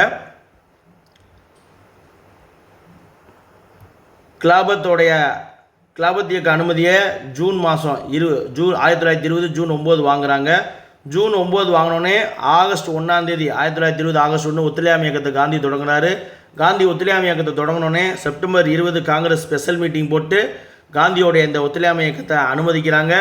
அனுமதித்தது அதுக்கப்புறம் காங்கிரஸுடைய வருடாந்திர கூட்டமான டிசம்பர் மாதம் நடக்கக்கூடிய 1920 டிசம்பர் கூட்டம் நாக்பூரில் நடக்குது. அந்த நாக்பூர் கூட்டத்தில் விஜயராகவாச்சாரி அவர்கள் தலைமையில் ஒத்துழையாமை இயக்கம் தொடர்பான தீர்மானங்கள் இயற்றப்படுது. சரிங்களா? அடுத்து நம்ம என்ன பார்க்க போகிறோம்னா ஒத்துழையாமை இயக்க திட்டத்தினுடைய கூறுகள் என்னென்ன, ஒத்துழையாமை இயக்கத்தில் அதாவது இந்தியர்கள் என்ன விதமான ஒத்துழையாமை கடைபிடித்தாங்க, ஆங்கில அரசுக்கு எவ்வாறெல்லாம் ஒத்துழைக்காமல் இருந்தாங்க, அப்படிங்கிறதான் பார்க்க போகிறோம். பாருங்கள், ஆங்கில அரசு இந்தியர்களுக்கு வழங்கிய பட்டங்கள், மரியாதை நிமித்தமாக வழங்கிய பதவிகள் அனைத்தையுமே எனது திரும்ப ஒப்படைக்கிறது. அடுத்து அரசினுடைய செயல்பாடுகளை ஒத்துழைக்காமல் இருக்கிறது. நீதிமன்ற வழக்குகளில் வழக்கறிஞர்கள் ஆஜராகாமல் போகிறது. அப்படி வழக்குகள் தேங்கி நிற்கும் பொழுது என்ன பண்ணுறது, தனியார் மூலமாக மத்தியஸ்தம் செஞ்சு அந்த வழக்குகளுக்கெல்லாம் தீர்வு ஆனது காண்கிறது. அப்படிங்கிறது ஒத்துழையாமை இயக்கத்தினுடைய ஒரு திட்டமாக இருந்துச்சு. அடுத்து பார்த்திங்கன்னா மாணவர்களும் குழந்தைகளும் அவருடைய பெற்றோர்களும் அரசு பள்ளிகளை புறக்கணிக்கணும் அப்படிங்கிறது. அடுத்து 1919ஆம் ஆண்டு சட்டத்தின் கீழ் உருவாக்கப்பட்ட சட்டப்பேரவைகளை என்னது புறக்கணிக்கிறது. அப்போ அந்த சட்டப்பேரவையில் இருந்த உறுப்பினர் எல்லாருமே ராஜினாமா செய்கிறது. இம்பீரியல் சட்டப்பேரவை இருக்குயா, அந்த உறுப்பினர் எல்லாமே பதவியை ராஜினாமா செய்கிறது. அடுத்து பார்த்திங்கன்னா அரசினுடைய விருந்து நிகழ்ச்சிகள், அப்புறம் மற்ற அரசு நிகழ்ச்சிகள் இருக்கு இல்லையா, அரசினுடைய விருந்து நிகழ்ச்சிகள் மற்றும் அரசு விழாக்களில் பங்கேற்கிறது இல்லை அப்படின்னு சொல்லி முடிவு செய்யப்படுது. அதற்கடுத்து பார்த்திங்கன்னா குடிமை ஐசிஎஸ் மற்றும் இராணுவ பதவிகளை ஏற்க மறுக்கிறது. அதற்கடுத்து பார்த்திங்கன்னா அந்நிய பொருட்களை புறக்கணிப்பு செய்கிறது. உள்ளூர் பொருட்களுக்கு ஊக்கம் தரக்கூடிய சுதேசி இயக்கத்தினுடைய கொள்கைகளை பரப்புறது. இதுதான் எனது ஆங்கில அரசுக்கு ஒத்துழைக்காமல் போகிறது, அவங்க நிர்வாகம் பண்ணுறதுக்கு ஒத்துழைக்காமல் போகக்கூடிய வகையில் காந்தியடிகள் இந்த போராட்டத்தை இப்படி வழிவகுத்தார். அடுத்து நம்ம வரிகோடா இயக்கத்தையும் சௌரி சௌரா சம்பவத்தையும் பார்க்க போகிறோம். அதாவது ஒத்துழையாமை இயக்கத்தினுடைய முடிவு. பாருங்கள், காந்தி என்ன பண்ணுறாரு, ஒத்துழையாமை இயக்கம் எப்போ தொடங்குது, 1920 ஆகஸ்ட் 1 தொடங்குது. ஆகஸ்ட் 1 தொடங்கி அடுத்து காங்கிரஸ் செப்டம்பரில் அனுமதி கொடுத்து டிசம்பரில் தீர்மானம் நிறைவேற்றி போகுது. சரிங்களா? 21 போகுது, 22 பிப்ரவரி வருது. 22 பிப்ரவரியில் ஒரு வருஷம் ஒத்துழையாமை இயக்கம் நல்ல தீவிரமான முறையில் நடந்துக்கிட்டே முடிஞ்சு 22 பிப்ரவரி 1922 பிப்ரவரியில் காந்தி பர்தோலி அப்படிங்கிற இடத்துல என்ன பண்ணுறாரு, வரிகோடா இயக்கம் அப்படின்ற ஒரு இயக்கத்தை, அந்த இயக்கத்தினுடைய பிரச்சாரத்தை அறிவிக்கிறாரு. சரிங்களா? வரிகோடா இயக்க பிரச்சாரத்தை எங்கே பிப்ரவரியில் 1922 அறிவிக்கிறாரு. அடுத்து பார்த்திங்கன்னா இந்த இயக்கங்கள் எல்லாமே தேசிய தலைவராக காந்தியடிகளுடைய நற்பெயரை பெரிதளவில் மேம்படுத்துச்சு. குறிப்பாக பார்த்திங்கன்னா இந்த வரிகோடா இயக்கம் விவசாயிகள் மத்தியில் ஒரு மாபெரும் தலைவராக காந்தியடிகளை உயர்த்துது. காந்தியடிகள் அந்த டைமில் என்ன பண்ணுறாரு, நாடு தழுவிய அளவில் சுற்றுப்பயணத்தையும் மேற்கொள்கிறாரு. அவர் எங்கெல்லாம் பயணம் மேற்கொண்டாரோ அந்தந்த இடங்கள்லாம் அந்நிய துணிகள் குவிக்கப்பட்டு தீயிட்டு கொளுத்தப்பட்டது. அது மட்டும் இல்லாமல் ஆயிரக்கணக்கானவர்கள் அவருடைய அரசு வேலைகளை துறந்தாங்க. மாணவர்கள் பெரும் எண்ணிக்கையில் ஆங்கில அரசு கொடுத்த கல்வியை கைவிட்டாங்க. அப்படி ஒத்துழையாமை இயக்க போராட்டத்தின் பொழுது தன்னுடைய கல்வியை கைவிட்டவர் யாருன்னா நம்முடைய கண்ணியமிகு காகிதம் இல்லத்தவர்கள். ஒத்துழையாமை இயக்க போராட்டத்தின் பொழுது தான் அவர் அவருடைய கல்வியை கைவிட்டுட்டு போராட்டத்தில் கலந்துக்குவார். சரிங்களா? திருச்சி சென்ட் ஜோசப் காலேஜில் தான் படிச்சுட்டு இருப்பார். ஸோ அதனால் அவர் இந்த ஒத்துழையாமை இயக்கத்தில் நம்மளும் கலந்துக்கணுங்கிறதுக்காக அவருடைய படிப்பை விற்றுவார். அடுத்து பார்த்திங்கன்னா பெரும் அளவிலான வழக்குரைஞர்கள் அவருடைய தொழிலை கைவிற்றுவாங்க. அடுத்து பார்த்திங்கன்னா ஆங்கில பொருட்கள் மற்றும் நிறுவனங்கள் புறக்கணிப்பானது தீவிரமாக நடைபெற்றது. சரிங்களா? ஆங்கில பொருட்கள் மற்றும் ஆங்கில நிறுவனங்களுடைய புறக்கணிப்பாங்கிறது என்னது, இந்த ஒத்துழையாமை இயக்கத்தின் பொழுதும் தீவிரமாக நடைபெற்றது. இந்த சம்பவம் நடக்கும் பொழுது தான் அதை விட முக்கியமானது என்ன அப்படின்னு பார்த்தீங்கன்னா வேல்ஸ் இளவரசர், அதாவது இங்கிலாந்து இளவரசர் வேல்ஸ், அந்த வேல்ஸுங்கிறது அதாவது இங்கிலாந்துங்கிறது ஒரு 4 இது சேர்ந்தது தான் இங்கிலாந்துன்னு சொல்லுவாங்க. சரிங்களா? வேல்ஸு, லண்டனு, அப்புறம் இன்னொரு அயர்லாந்து, இன்னொரு ஒரு தீவு, ஒரு 4 பிரதேசங்கள் சேர்ந்து தான் எனது இங்கிலாண்டாக இருக்கும். சரிங்களா? அப்போ வேல்ஸ், அதாவது பிரிட்டன் இளவரசர், வேல்ஸ் இளவரசர் இந்தியாவுக்கு எனது அரசியல் நிமித்தமாக பயணம் வருவார். அவருடைய பயணத்தையுமே எனது இங்கே இருக்கக்கூடிய தலைவர்கள் புறக்கணிச்சிருவாங்க. அதாவது பார்த்தீங்கன்னா ஒரு அயல்நாட்டு தலைவர் நம்முடைய நாட்டுக்கு வந்தால் இங்கே இருக்கக்கூடிய முக்கிய அதிகாரிகள் தலைவர்கள்லாம் போயிட்டு அவரை ரிசீவ் பண்ணி மலர் கொத்து கொடுத்து அவருக்கு மரியாதை நிமித்தமாக போய் ரிசீவ் பண்ணுவாங்க இல்லையா, அந்த விஷயத்தை இவங்க யாரும் செய்ய மாட்டாங்க. அதுதான் எனது வேல்ஸ் இளவரசுடைய வருகை வந்து என்னது புறக்கணிக்க அப்படின்னு சொல்கிறாங்க. சரி, இப்படிலாம் போயிட்டு இருக்கும்போது இதெல்லாம் வெற்றிகரமாக நடந்துச்சு. ஸோ ஒத்துழையாமை இயக்க போராட்டம் வந்து என்னது நல்ல சீரும் சிறப்பான முறையில் நல்லபடியாக போச்சு. தமிழ்நாட்டில் வந்து பார்த்தீங்கன்னா ராஜாஜியும் பெரியாரும் இந்த ஒத்துழையாமை இயக்கத்தை வந்து மிக தீவிரமாக எடுத்துகிட்டு போவாங்க. அது மட்டும் இல்லாமல் பெரியார் அவருடைய மனைவியான நாகம்மையாரும் அவருடைய தங்கையான கண்ணம்மாலும் என்ன பண்ணுவாங்க, கள்ளுக்கடை மறியல் போராட்டத்தை மிக தீவிரமான முறையில் செஞ்சிட்ருப்பாங்க. இதெல்லாம் போயிட்டு இருக்கும்போது வங்காளத்தில் கோரக்பூர் அப்படிங்கிற ஒரு இடம், சரிங்களா, மன்னிக்கணும், உத்தரப்பிரதேசத்தில் இருக்கக்கூடிய கோரக்பூர் அப்படின்ற ஒரு இடத்துக்கு அருகே சௌரி சௌரா அப்படின்ற ஒரு கிராமத்தில் அங்கே இருக்கக்கூடிய விலைவாசி பிரச்சனை இது போன்ற சிக்கல்களை எதிர்த்து ஒரு தன்னார்வலர்கள் குழு வந்து என்ன பண்ணுவாங்க, பேரணியாக போவாங்க. அதில் வந்து தேசியவாதிகளும் இருந்திருப்பாங்க, சரிங்களா, தேசியவாதிகளும் இருந்திருப்பாங்க. அப்போ என்ன ஆகும்னா அந்த பேரணியை பார்த்துட்டு அங்கே இருக்கக்கூடிய காவல்துறையினர் என்ன பண்ணுவாங்கன்னா அவங்கள மீது வந்து தாக்குதல் நடத்துவாங்க. அப்போ அந்த தாக்குதல்களால் வந்து ஆத்திரமடைந்த அந்த போராட்டக்காரர்கள்லாம் என்ன செய்வாங்க, அந்த காவலர்களை மீண்டும் தாக்க ஆரம்பிச்சனால அவங்க வந்து போலீஸ் வந்து ஸ்ட்ரென்த்து கம்மியாக இருக்கனால அவங்கள பாதுகாத்துக்கணும் அப்படிங்கிறதுக்காக போலீஸ் ஸ்டேஷனுக்குள்ளே போயிட்டு உள்ளே தாப்பா போட்டுக்குவாங்க. இருந்தாலும் இந்த போராட்டக்காரங்களுக்கு கோபம் தீராமல் என்ன பண்ணுவாங்க, உள்ளே போய் ஒளிஞ்சிக்கிட்டீங்களா அப்படின்னு சொல்லி உள்ளே இருங்கடா அப்படின்னு சொல்லிட்டு சுற்றிலும் நெருப்பு வச்சு கொளுத்திடுவாங்க. அந்த சம்பவத்தின் காரணமாக 22 காவலர்கள் வந்து உயிரிழந்துருவாங்க, சரிங்களா. அது எப்போ நடந்துச்சு அப்படின்னு பார்த்தீங்கன்னா February 2 பர்தோலில் February 1922 என்னது வரியோடா இயக்க பிரச்சாரத்தை காந்தி அறிவிக்கிறாரு. அங்கே அறிவித்த உடனே இங்கே என்ன சம்பவம் நடக்குதுன்னா உத்தரப்பிரதேசத்தில் சௌரி சௌராவில் வன்முறை சம்பவம் நடக்குது. எப்போ 1922 February 5. அப்போ பர்தோலிக்கும் சௌரி சௌரா சம்பவத்துக்கும் ஒரு சின்ன கனெக்ட் இருக்குது, சரிங்களா. பர்தோலியில் அவர் வரியோடா இயக்க பிரச்சாரத்தை அறிவிக்கிறாங்க, இங்கே வன்முறை நடக்குது. வன்முறை நடந்தவுடனே 22 காவலர்கள் வந்து என்ன பண்ணுறாங்க, கொல்லப்படுறாங்க, சரிங்களா. அந்த கிராமத்தில் தேசியவாதிகள் நடத்திய பேரணியில் வந்து என்னது காவல்துறையினர் வன்முறையை வந்து என்னது கோபமூட்டும் நடவடிக்கையில் வன்முறையாக மாறியது. தாங்கள் குறைந்த எண்ணிக்கையில் இருக்கிறதாக அவங்க போயிட்டு என்னது காவல் நிலையத்தில் அடைத்து கொண்டாங்க. அதனால் ஆத்திரமடைந்தவங்க என்ன பண்ணுறாங்க, தீட்டு கொளுத்துறாங்க. இதில் 22 காவலர்கள் இறந்துடுறாங்க. ஸோ ஒத்துழையாமை இயக்கம் அப்படிங்கிறது, அதாவது காந்தி வந்து என்ன சொல்லுவார், அவருடைய போராட்டம் வந்து முழுக்க அஹிம்சை மற்றும் சத்தியாகிரகமாக இருக்கணும்னுவார்.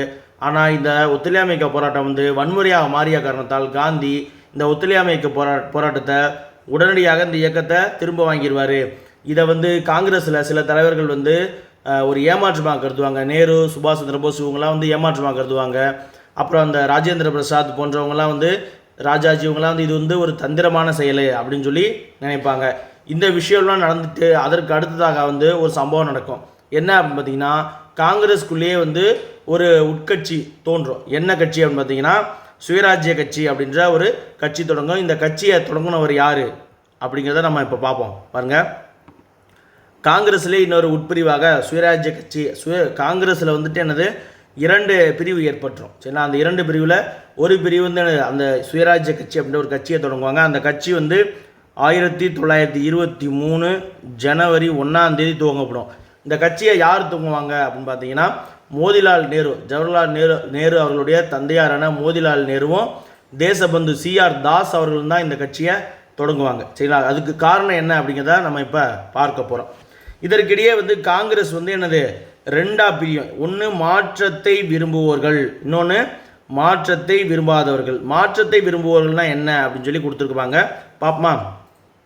மோதிலால் நேரு, CR தாஸ் ஆகியோர் வந்து அவர்கள் தலைமையிலான காங்கிரஸ் வந்து என்ன நினைக்குது அப்படின்னா நம்ம ஆங்கில அரசு கொடுத்துருக்கக்கூடிய இந்த இரட்டை ஆட்சியில் பங்கெடுக்கணும். இரட்டை ஆட்சியில் பங்கெடுக்கணும்னு என்னது தேர்தலில் போட்டிக்கிட்டு நம்ம சட்டப்பேரவைக்குள்ளே நுழையணும் அப்படின்னு சொல்லி விரும்புகிறாங்க. அப்படி நம்ம சட்டப்பேரவைகளுக்குள்ளே பங்கேற்று பணியாற்றுவதன் மூலம்தான் தேசத்தினுடைய நலன்கள் மேம்படும் அப்படின்னு சொல்லி அவங்க நினைக்கிறாங்க. அப்படி நினச்சி இந்த இரட்டை ஆட்சியில் பங்கேற்பதன் மூலம்தான் காலனி ஆதிக்க அரசை வந்து நம்ம பாதிப்படைய வைக்க முடியும் அப்படின்னு இந்த மோதிலால் நேரு, CR தாஸ் அவர்கள் தலைமையிலான காங்கிரசினர் வந்து வாதாடுறாங்க, சரிங்களா.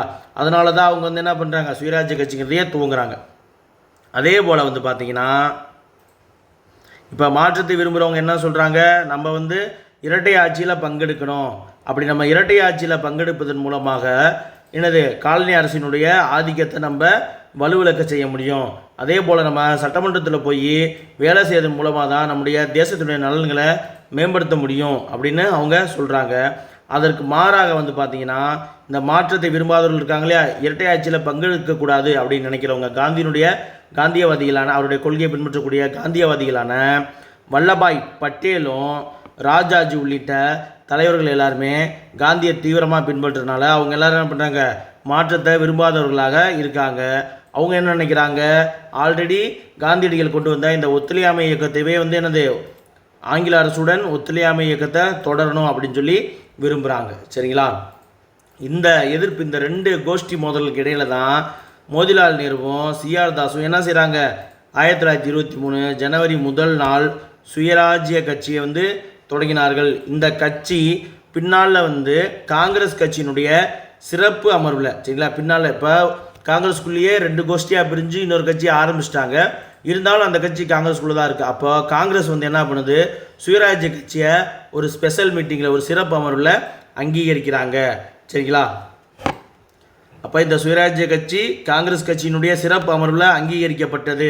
ஸ்டேட்மெண்ட்டில் சுயராஜ்ய கட்சியை காங்கிரஸ் அங்கீகரிக்கவில்லை அப்படின்னு கேட்டாங்கன்னா உங்களுக்கு தெரிஞ்சிருக்கணும், சிறப்பு அமர்வில் அங்கீகரிக்கப்பட்டிருக்கு அப்படின்னு தெரியணும். சரிங்களா, பின்னால் 1925 நம்ம சிஆர் தாஸ் அவர்கள் மரணம் அடைந்துருவார். அதைத் தொடர்ந்து இந்த சுயராஜ்ய கட்சி இல்லாமலே போயிடும். மோதிலால் நேரு அவர்கள் என்னது இந்திய தேசிய காங்கிரஸ்லேயே பயணம் செய்ய ஆரம்பிச்சுருவார். தமிழ்நாட்டில் பார்த்தீங்கன்னா சத்தியமூர்த்தி அவர்கள் இந்த சுயராஜ்ய கட்சிக்கு தலைமையேற்றிருப்பார். சரிங்களா,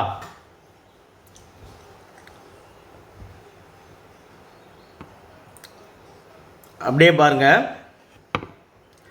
ஆங்கிலேய இந்தியாவின் பேரரசு. சரிங்களா, ஆங்கிலேய இந்தியாவின் பேரரசு சட்டப்பேரவை. சரிங்களா, ஆங்கிலேய இந்தியாவின் பேரரசு சட்டப்பேரவை அதை என்னன்னு சொல்லுவாங்க, இம்பீரியல் சட்டப்பேரவை அப்படின்னு சொல்லுவாங்க. சரிங்களா, ஆங்கிலேய இந்தியாவின் பேரரசு சட்டப்பேரவை.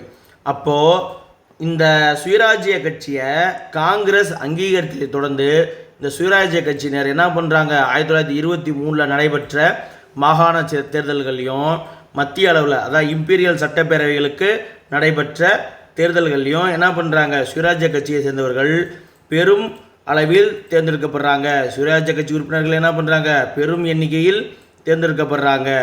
இருந்தாலும் அவங்க காங்கிரஸினுடைய ஒத்துழையாமை இயக்கத்தை ஃபாலோ பண்ணுறதால சட்டமன்றத்துக்கு போகிறத நிராகரிச்சிருவாங்க. சரிங்களா, தமிழ்நாட்டிலுமே என்னது ஜெயிச்சிருப்பாங்க. ஆனால் அவங்க காங்கிரஸுடைய அந்த ஒத்துழையாமை இயக்கத்தையே தொடரணும் அப்படிங்கிற கொள்கை காரணமாக அவருடைய ஆதரவை ஒரு சுயேட்சை வேட்பாளருக்கு தருவாங்க. சரிங்களா, நீதி கட்சி தராமல் ஒரு சுயேட்சை வேட்பாளருக்கு தருவாங்க. அதே போல் வங்காளத்துலேயும் அவங்க என்ன பண்ணுவாங்க, அவங்க அந்த மாற்றப்பட்ட ஒதுக்கப்பட்ட துறைகள் கொடுப்பாங்க இல்லையா, அந்த ஒதுக்கப்பட்ட துறைகளை ஏற்றுக்கிறதுக்கும் சுயராஜ்ய கட்சியினர் என்னது மறுத்துருவாங்க. அதைத்தான் கீழே கொடுத்துருப்பாங்க பாருங்கள். தேசியவாத கருத்துக்களை முன்னெடுத்து செல்ல அவர்கள் சட்டப்பேரவையை ஒரு மேடையாக பயன்படுத்துகிறாங்க. யார், சுயராஜ்ய கட்சியினர் தான் என்னது தேசியவாத கருத்துக்களை முன்னெடுத்து செல்வதற்கு இந்த சட்டப்பேரவைகளை ஒரு மேடையாக பயன்படுத்துகிறாங்க. ஆனால் வங்காளத்தில் பார்த்தீங்கன்னா நான் சொன்னேன் இல்லையா, அரசு அவங்களுக்கு அரசுடன் அவங்க ஒத்துழைக்க விரும்பலை. வங்காளத்தில் சுயராஜ்ய கட்சியினர் அரசுடன் ஒத்துழைக்க விரும்பாத காரணத்தால் என்ன செய்கிறாங்க, இந்தியர்களுக்கு அப்படின்னு சொல்லி அந்த இரட்டை ஆட்சியில் கொடுத்துருப்பாங்க இல்லையா, மாற்றப்பட்ட துறை ஆங்கில ஆளுநர் வச்சுருப்பார். ஒதுக்கப்பட்ட துறைகள் இந்திய அமைச்சர்களுக்கு கொடுக்கப்படும், மாகாணத்திலையும் சரி மத்தியிலையும் சரி. சரிங்களா, அப்படி இந்தியர்களுக்கு மன்னிக்கணும் மாகாணத்தில் இரட்டை ஆட்சியுரிமை கொடுத்துருப்பாங்க. சரிங்களா, அப்போ இந்தியர்களுக்கு அப்படின்னு சொல்லி ஒதுக்கப்பட்ட துறைகளில் அவங்க பொறுப்பேற்பதற்கு சுயராஜ்ய கட்சியினை என்னது மறுத்துருவாங்க. காலனி அரசின் உண்மையான இயல்பை இந்த சுயராஜ்ய கட்சியினர் என்னது வெளிக்கொண்டு வருவாங்க. இருந்தாலும் 1925 அந்த கட்சியினுடைய தலைவரான சிஆர் தாஸ் அவர்கள் மறைந்த பிறகு சுயராஜ்ய கட்சி வீழ்ச்சி காண தொடங்கியது. சரிங்களா, அடுத்து நம்ம இந்த மாற்றப்பட்ட துறைகள் ஒதுக்கப்பட்ட துறைகளை பற்றி பார்த்துடலாமா.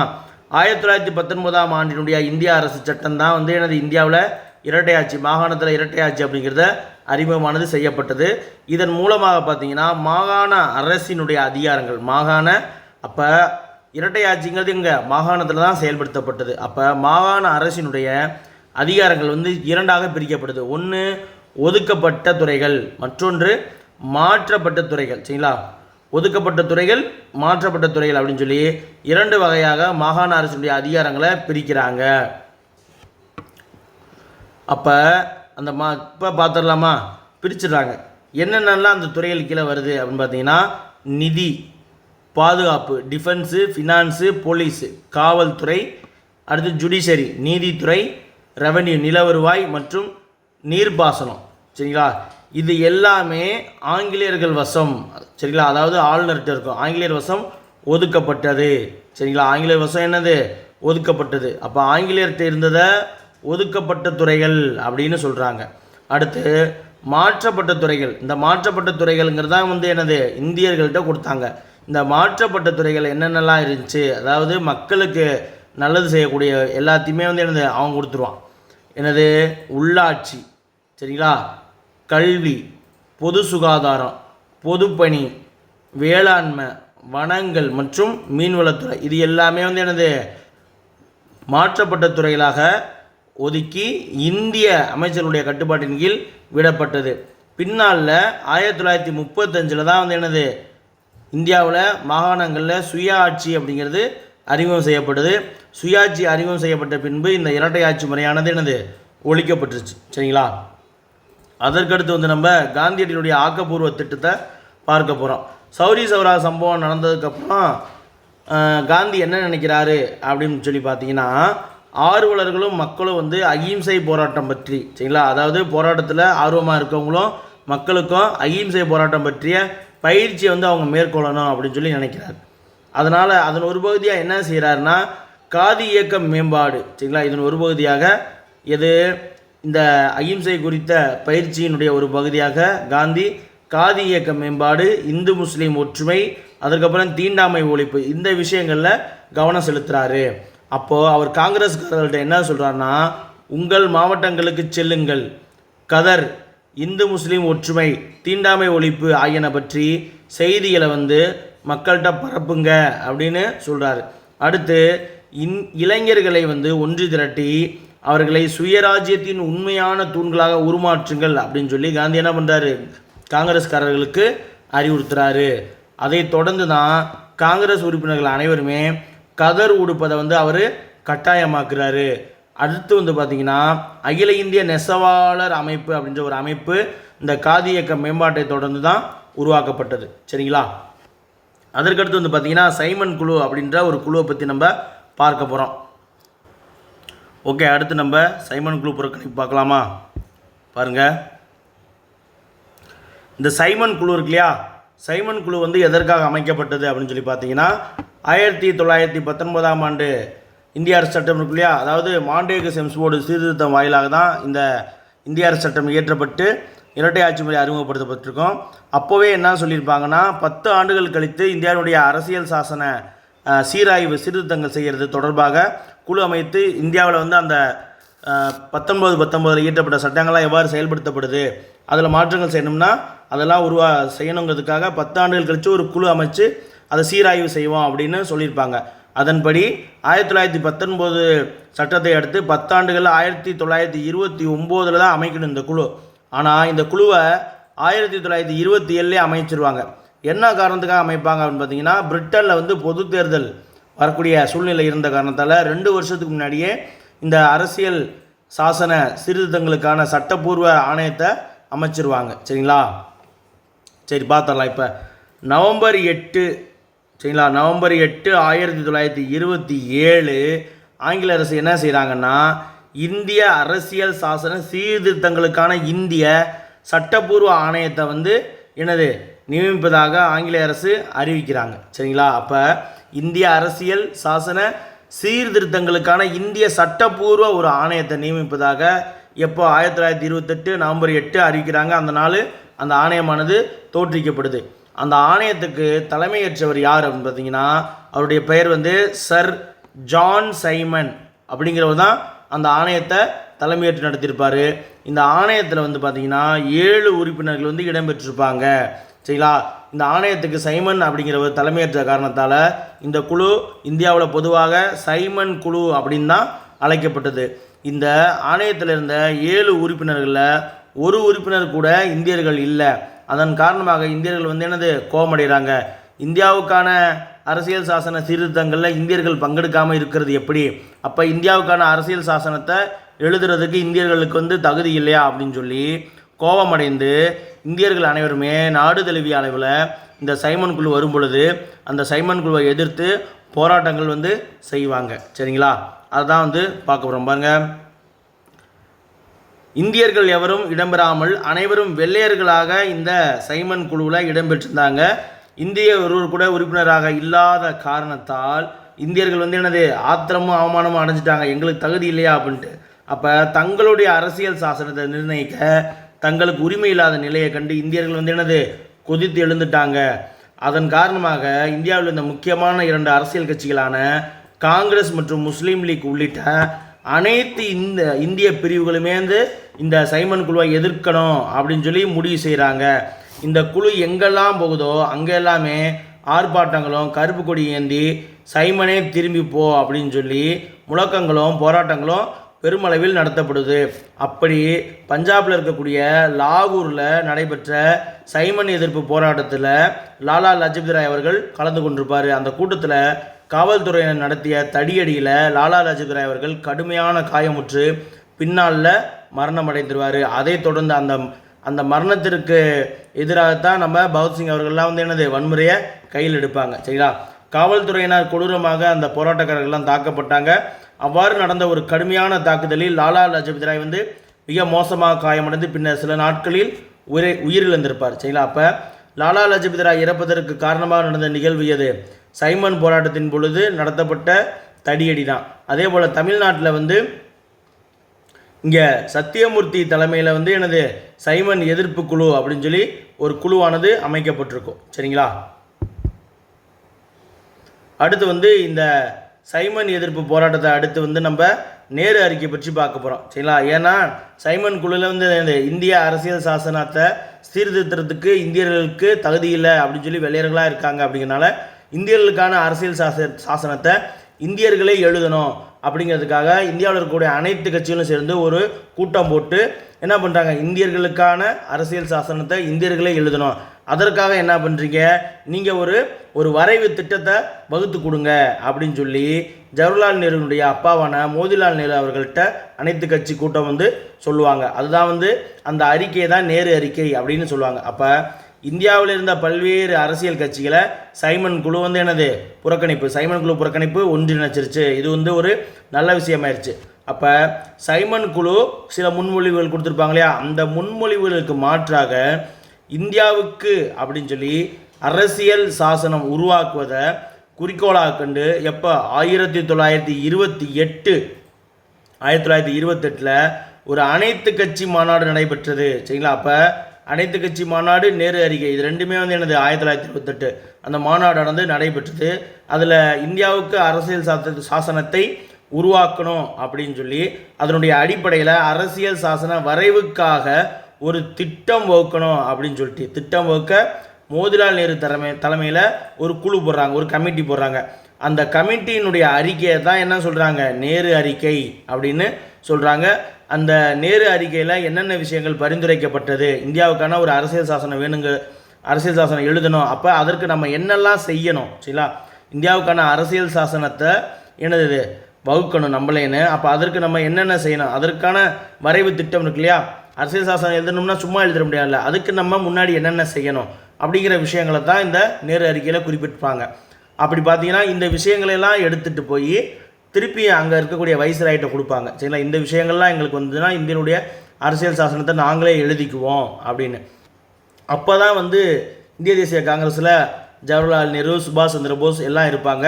அப்போ அந்த அனைத்து கட்சி மாநாட்டில் இந்தியாவுக்கான அரசியல் சாசன வரைவு திட்டம் வகுப்பதற்கான கமிட்டி ஜவஹர்லால் நேருக்கிட்ட ஜவஹர்லால் நேரு அவருடைய அப்பாவான மோதிலால் நேருக்கிட்ட தலைமையில் இருந்ததால் அவங்க சொல்லுவாங்க சுயராஜ்யம் கேட்போம் அப்படின்லாம் சொல்லுவாங்க, சுயராஜ்யம் கேட்கணும் அப்படின்லாம் சொல்லுவாங்க. ஆனால் வந்து டொமினியன் அந்தஸ்து தான் அவங்க அந்த நேரு அறிக்கையில் கேட்டிருப்பாங்க.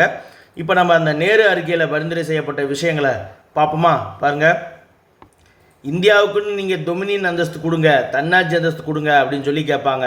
அடுத்து வந்து பார்த்தீங்கன்னா இந்தியாவில் இருக்கக்கூடிய மாகாண சட்டப்பேரவை, அடுத்து மத்திய சட்டப்பேரவை, மாகாண சட்டப்பேரவை, இந்த 2 சட்டப்பேரவைகளுக்குமே நீங்கள் என்ன செய்கிறீங்க, கூட்டு மற்றும் கலவையான முறையில் வந்து வாக்காளர் தொகுதிகளுடன் வந்து தேர்தல் நடத்துங்க. கூட்டு மற்றும் கலவையான வாக்காளர் தொகுதிகளுடன் கூடிய தேர்தல் வந்து நடைபெறுவது அப்படிங்கிற இந்த விஷயம் வந்து என்னது நேரு அறிக்கை பரிந்துரை செய்யும். இந்தியாவுக்கு தன்னாட்சி அந்தஸ்து அப்படிங்கிற டொமினியன் தொகுதி வேணும் அப்படின்னு சொல்லி பரிந்துரைக்குது.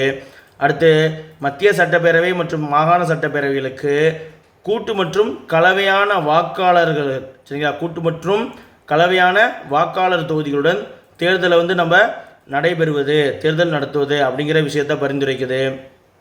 அடுத்து வந்து பார்த்திங்கன்னா மத்திய சட்டப்பேரவையில் முஸ்லீம்களுக்கு, சரிங்களா, முஸ்லீம்களுக்கும் அடுத்து அதாவது மத்திய சட்டப்பேரவையில் முஸ்லீம் மக்கள் எங்கெல்லாம் சிறுபான்மையினராக உள்ள மத்திய சட்டப்பேரவையில் அதாவது மத்திய சட்டப்பேரவையில் முஸ்லீம்களுக்கு இடஒதுக்கீடு, அதே போல் மாகாண அளவில் பார்த்திங்கன்னா முஸ்லீம் மக்கள் எங்கெல்லாம் சிறுபான்மையினராக இருக்காங்களோ அந்தந்த மாகாண சட்டப்பேரவையில் முஸ்லீம்களுக்கு இடஒதுக்கீடு, அதே போல் இந்துக்கள் எந்தெந்த மாகாணங்கள்லாம் சிறுபான்மையினராக இருக்காங்களோ அந்த பகுதியில் இந்துக்களுக்கு இடஒதுக்கீடு.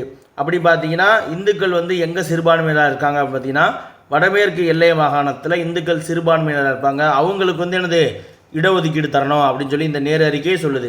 மத்திய சட்டப்பேரவையிலையும் இடஒதுக்கீடு தரணும், அதே போல் மாகாணங்களில் வந்து பார்த்திங்கன்னா முஸ்லீம்கள் அதிகமாக இருக்கக்கூடிய பகுதியில் இந்துக்களுக்கு இடஒதுக்கீடு தரணும், இந்துக்கள் அதிகமாக இருக்கக்கூடிய இடங்களில் முஸ்லீம்கள் சிறுபான்மையினர் இருப்பாங்களே அப்போ அவங்க முஸ்லீம்களுக்கு இடஒதுக்கீடு தரணும் அப்படின்னு சொல்லி இந்த நேரு அறிக்கை வந்து என்னது பரிந்துரைக்குது.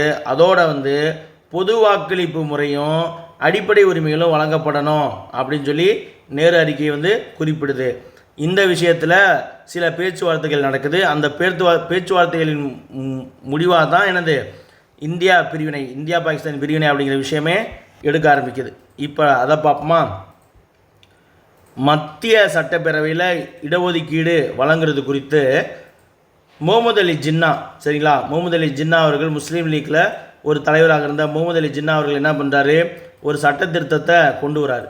மத்திய சட்டப்பேரவையில் இஸ்லாமியர்களுக்கு இடஒதுக்கீடு வழங்குவது குறித்து ஜின்னா அவர்கள் என்ன செய்கிறாரு, ஒரு சட்ட திருத்தத்தை கொண்டு வராரு. அந்த சட்ட திருத்தத்தின் பிரகாரம் அவர் என்ன கேட்குறாரு அப்படின்னா, மத்திய சட்டப்பேரவையில் முஸ்லீம்களுக்கு 1/3 ரிசர்வேஷன் கொடுங்க அப்படின்னு சொல்லி கேட்குறாரு, 1/3 இடம் கொடுங்க அப்படின்னு சொல்லி கேட்குறாரு. ஆனால் காங்கிரஸும் மற்ற கட்சிகளும் அதை ஏற்றுக்கொள்ள மாட்டாங்க. அதே போல் ஜின்னா கேட்டுக்கிட்ட இந்த 1/3 முஸ்லீம் ரிசர்வேஷனை ஒருத்தர் ஆதரிப்பார். யார் அப்படின்னு பார்த்தீங்கன்னா தேஜ் பகதூர் சாப்ரு அப்படிங்கிறவர் ஆதரித்து சொல்லுவார். ஆதரித்து பேசும்போது அவர் என்ன சொல்லுவார்னா, இது வந்து பெருமளவிலான மாற்றத்தை தராது அப்படின்னு அவர் சொல்லுவார். சரிங்களா, ஜின்னா அவர்களுடைய இந்த 1/3 ரிசர்வேஷனை ஆதரித்து பேசிய தேஜ் பகதூர் சாப்ரு அப்படிங்கிறவர் இது வந்து பெரிய அளவிலான மாற்றத்தை தராது அப்படின்னு சொல்லி அவர் வேண்டுவார். இருந்தாலும் பார்த்தீங்கன்னா அனைத்து கட்சி மாநாட்டில் இந்த மத்திய சட்டமன்றத்தில் முஸ்லீம்களுக்கான 1/3 ரிசர்வேஷன் அப்படிங்கிறது ரிஜெக்ட் ஆயிரும். அதற்கப்புறம் ஜின்னா என்ன பண்ணுறாரு, ஒரு 14 அம்சங்கள் அப்படின்னு சொல்லப்படக்கூடிய ஒரு தீர்மானத்தை முன்மொழிகிறாரு. இந்த 14 அம்சங்கள் தீர்மானமும் என்ன பண்ணுறது, காங்கிரஸாலையும் மற்ற கட்சிகளாலும் நிராகரிக்கப்படுகிறது. அப்படி ஜின்னா அவர்கள் கொண்டு வந்த 1/3 ரிசர்வேஷனும் நிராகரிக்கப்பட்டுருச்சு. அடுத்து 14 அம்ச கோரிக்கைகளும் தீர்மானமும் என்னது நிராகரிக்கப்பட்டோன்னே ஜின்னா என்ன பண்ணுறாரு, அவருடைய நிலைப்பாட்டை மாற்றிக்கிட்டு இந்தியா பாகிஸ்தான் எனக்கு தனி நாடு வேணும், பாகிஸ்தான் சொல்லி எனக்கு என்னது முஸ்லீம்களுக்கு தனி நாடு அப்படிங்கிறத வலியுறுத்த ஆரம்பிக்கிறாரு. சரிங்களா, அதுக்கு முன்னாடி வரைக்கும் சரோஜினி நாயுடு அவர்கள் லக்னோ இணைவின் பொழுது முஸ்லீம் லீக்கையும் இந்துக்களையும் காங்கிரஸையும் இணைக்கும் பொழுது என்னது தலைவர்களாம் ஒன்றா கூட்டம் சேருவாங்க. அது மட்டும் இல்லாமல் காங்கிரஸுடைய மிதவாதிகள் தேசியவாதிகள் இணைவாங்க. அதற்கெல்லாம் வந்து ஜின்னா மிக முக்கிய பங்காற்றிய காரணத்தால் ஜின்னா அவர்களை கவிக்குயில் சரோஜினி நாயுடு அவர்கள் வந்து என்னது இந்து முஸ்லீம் ஒற்றுமையின் தூதராக பாராட்டியிருப்பார். இந்த சம்பவத்துக்கு அப்புறம் சரிங்களா என்னது இந்த ரிசர்வேஷன் பிரச்சனைக்கு அப்புறம் இந்து முஸ்லீம் ஒற்றுமையினுடைய தூதர் அப்படின்னு சொல்லி அழைக்கப்பட்ட ஜின்னா அவர்கள் அவருடைய நிலைப்பாட்டை மாற்றிக்கிட்டு முஸ்லீம்களுக்கு தனி நாடு வேணும் அப்படின்னு சொல்லி கேட்க ஆரம்பிச்சிருவார். சரிங்களா, அடுத்து வந்து நம்ம அடுத்த டாபிக் பார்க்க போகிறோம். என்னது, முழுமையான சுயராஜ்யத்துக்கான போராட்டம் மற்றும் சட்ட மறுப்பு இயக்கத்தினுடைய தொடக்கம் அப்படிங்கிற விஷயத்த பார்க்க போகிறோம். பாருங்க, இதற்கு இடையில் சரிங்களா இந்தியாவுக்கு வந்து என்னது டொமினியன் அந்தஸ்து கொடுக்கப்பட்டது. இதற்கு இடையில் இந்தியாவுக்கு வந்து என்னது டொமினியன் அந்தஸ்தானது கொடுக்கப்பட்டது. டொமினியன் அந்தஸ்து வாங்கினதும் இங்கே இருக்கக்கூடிய போராட்ட தலைவர்கள் இருக்காங்க இல்லையா, காங்கிரஸ் தலைவர்கள், டொமினியன் வந்து என்னது நேரு அறிக்கையில் டொமினியன் அந்தஸ்து வேணும்னு கேட்டிருப்பாங்க. ஆனால் அது பேசும் பொழுதே சுபாஷ் வந்து என்ன சொல்லுவார், நேருகிட்ட போயிட்டு நீ அப்பாட்ட சொல்லு டொமினியன் வேணாம் நம்ம சுயராஜ்யம் கேட்போன்னு சொல்லுவாங்க. இருந்தாலும் அவங்க என்ன சொல்லுவாங்க, எடுத்தோடனே நம்ம சுயராஜ்யம் கேட்க வேணாம் டொமினியன் கேட்போன்னு சொல்லி டொமினியன் கேட்டிருப்பாங்க. உடனே பிரிட்டிஷ் கவர்மெண்ட் என்ன பண்ணிடுவாங்க, இந்தியாவில் வந்து டொமினியன் அந்தஸ்து கொடுத்துருவாங்க. டொமினியன் அந்தஸ்து வாங்கினோடனே இங்கே இருக்கக்கூடிய இளம் தலைவர்கள் நேரு, சுபாஷ் சந்திர போஸ் எல்லாரும், அதாவது ஜவஹர்லால் நேரு, சுபாஷ் சந்திர போஸ் இவங்க எல்லாரும் என்ன சொல்லுவாங்க, எங்களுக்கு டொமினியன் வேணாம், எங்களுக்கு சுயராஜ்யம் கொடுங்க, பூரண சுயராஜ்யம் கொடுங்க அப்படின்னு சொல்லி கேட்க ஆரம்பிச்சிடுவாங்க. சரிங்களா? அதான் அப்போ இந்த டொமினியன் அந்தஸ்து வழங்கப்பட்டது குறித்து திருப்தி அடையாத காங்கிரஸார் சிலர் என்ன பண்ணுறாங்க, முழுமையான சுதந்திரம் வேண்டி கோரிக்கை வைக்கிறாங்க.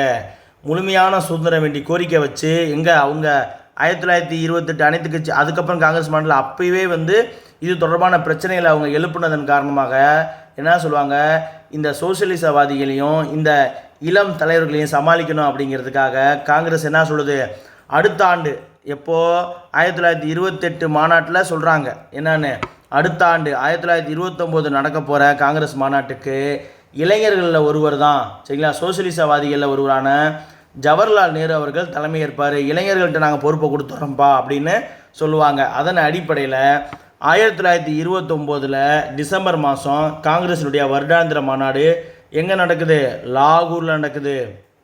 அந்த லாகூரில் நடந்த மாநாட்டுக்கு ஜவஹர்லால் நேரு அவர்கள் வந்து என்னது தலைமை தாங்குவார். அவர் தலைமையில் தான் காங்கிரஸ் அமர்வானது நடக்கும். அப்போ அந்த 1929 நடைபெற்ற லாகூர் காங்கிரஸ் அமர்வு மிக முக்கியமானது. அதில் நடந்த விஷயங்களை தான் நம்ம இப்போ வரிசையாக பார்க்க போகிறோம். பார்க்கலாமா? என்னென்னா, அந்த 1929 லாகூரில் நடந்த மாநாட்டில் ஜவஹர்லால் நேரு அவர்கள் என்ன அறிவிக்கிறாரு அப்படின்னு சொல்லி பார்த்தீங்கன்னா, முழுமையான சுதந்திரம் அப்படிங்கிறது இலக்காக அறிவிக்கப்பட்டது. சரிங்களா? இந்தியாவுக்கு முழுமையான சுதந்திரம் அப்படிங்கிறது இலக்காக அறிவிக்கப்பட்டது. அடுத்து வந்து பார்த்தீங்கன்னா 1930 பிரிட்டிஷ் வந்து ரவுண்ட் டேபிள் கான்ஃபரன்ஸ் வந்து நடத்தப்படுறதா சொல்லியிருப்பாங்க. அதாவது வட்டமேசை மாநாடு நடத்தப்படுறதா சொல்லியிருப்பாங்க. அப்போ அந்த வட்டமேசை மாநாட்டில் நம்ம கலந்துக்கூடாது, புறக்கணிக்கணும் அப்படின்னு சொல்லி முடிவு செய்யப்பட்டது. அது மட்டும் இல்லாமல் சட்ட மறுப்பு இயக்கத்தை தொடங்கணும், சட்டத்தை பிரிட்டன் அரசு இயற்றிய சட்டங்களை வந்து நம்ம மறுத்து இயக்கங்களை தொடங்கணும் அப்படின்னு சொல்லி முடிவு செய்யப்பட்டது. அதையெல்லாம் விட மிக முக்கியமாக 1930 ஜனவரி 26 நாளை சுதந்திர திருநாளாக அறிவித்து வரிகொடா இயக்கம் உள்ளிட்ட சட்ட மறுப்பு இயக்கங்களை வன்முறையற்ற முறையில் வந்து நம்ம தொடங்கி முழுமையான சுதந்திரம் அடைவது குறித்து நாடு முழுவதும் உறுதிமொழியானது ஏற்கப்பட்டது. சரிங்களா? இப்போ இந்த 1929 மாநாட்டில் என்ன நடக்குது, நேரு அவர்கள் தலைவராக இருக்கார். அதில் தான் என்ன பண்ணுறாரு, 1930 ஜனவரி 26 சுதந்திர திருநாளாக அறிவிக்கிறாரு. சுதந்திர திருநாளாக அறிவித்து இந்த மாநாடு எப்போ நடைபெற்றது அப்படின்னு பார்த்தீங்கன்னா 1929 டிசம்பர் மாதம் 30-31 நடக்கும். 31ஆம் தேதி நடக்கும்போது தான் ராவி நதிக்கரையில் மூவர்ண கொடியை ஏற்றி அடுத்த வருஷம் ஜனவரி மாதம் 26 என்னது சுதந்திர நாள், எங்களுக்கு பூர்ண சுயராஜ்யம் கிடச்சிருச்சு, நாங்கள் சுதந்திர நாளாக அந்த நாளை அறிவிக்கிறோம் அப்படின்னு சொல்லி அறிவித்து இந்த டிசம்பர் 31 அன்னைக்கு தான் மூவர்ண கொடி ஏற்றுவார். சரிங்களா? 10th இன்னொரு புக்கில் வந்து என்னது 1930 ஜனவரி 26 மூவர்ண கொடியை ஏற்றினான்னு கொடுத்துருப்பாங்க. அதாவது கண்டினியூட்டி வரும்போது என்ன சொல்லியிருப்பாங்கன்னா 1930 ஜனவரி 26 நாள் மூவர்ண கொடியை ஏற்றி அப்படின்னு சொல்லி வரும். சுதந்திர திருநாளாக அறிவித்து மூவர்ண கொடியை ஏற்றினார்னு இருக்கும். ஆக்சுவலாக மூவர்ண கொடியை ஏற்றினது வந்து என்னைக்கு, டிசம்பர் 31 1929. சரிங்களா? அன்னைக்கு தான் இந்த 1930 ஜனவரி 26 சுதந்திர நாளாக அறிவிச்சிருப்பாங்க. அந்த மாநாட்டில் தான் வந்து என்னது வட்டமேசை மாநாட்டில் கலந்துக்கக்கூடாது, சட்ட மறுப்பு இயக்கத்தை தொடங்கணும் அப்படின்ற விஷயமெல்லாம் கொண்டு வந்திருப்பாங்க. சரிங்களா? பூர்ண சுயராஜ்யத்தை அடையிறது தான் இலக்கு. இந்த தீர்மானங்கள் எல்லாமே வந்து என்னது இந்த லாகூர் மாநாட்டில் இடம்பெற்றது. அதனால தான் இந்த லாகூர் மாநாடு மிக முக்கியமான மாநாடு. தேர்வுலையுமே வந்து நமக்கு கேட்டிருக்காங்க. சரிங்களா? நாடு தழுவிய அளவில் வந்து இந்த நாளை கொண்டாடி இருப்பாங்க. 1930 ஜனவரி 26 வந்து என்னது நாடு தழுவிய முழுமையான, சரிங்களா, வன்முறையற்ற முறையில் ஒரு முழுமையான சுதந்திரத்தை அடைவது குறித்து நாடு முழுவதுமே வந்து என்னது உறுதிமொழியானது ஏற்கப்பட்டது. இந்த இயக்கத்தை, அதாவது என்னது இந்த சட்ட மறுப்பு இயக்கத்தை தொடங்க இந்திய தேசிய காங்கிரஸ் வந்து என்னது காந்தியடிகளுக்கு அங்கீகாரம் தருது. சரிங்களா? சட்ட மறுப்பு இயக்கத்தை தொடங்குறதுக்கு இந்திய தேசிய காங்கிரஸ் வந்து என்னது காந்தியடிகளுக்கு அங்கீகாரத்தை தருது.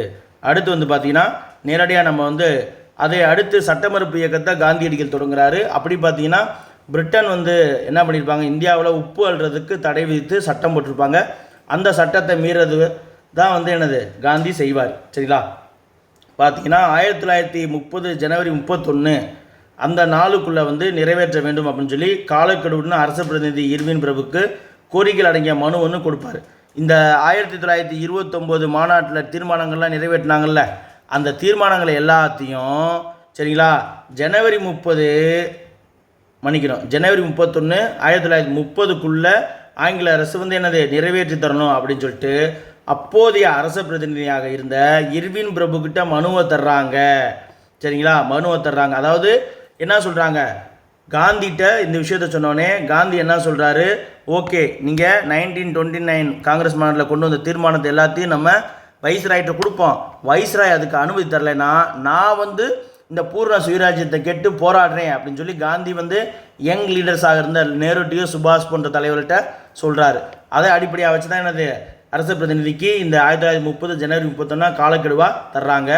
அரச பிரதிநிதி வந்து இதை பெருசாக கண்டுக்கல. அதை தொடர்ந்து தான் வந்து என்னது உப்பு சத்தியாகிரகமானது சட்ட மறுப்பு இயக்கமானது தொடங்கப்படுது. சரிங்களா, பாருங்கள் இந்த மனுவில் என்னென்ன விஷயம் சொல்லியிருந்தாங்க அப்படின்னு பார்த்தீங்கன்னா, இராணுவ மற்றும் ஆட்சி பணி சேவைகளுக்கான செலவுகளை 50% குறைக்கணும் அப்படின்னு சொல்லியிருப்பாங்க. பூர்ண மதுவிலக்கை அறிமுகம் செய்யணும்னு சொல்லியிருப்பாங்க.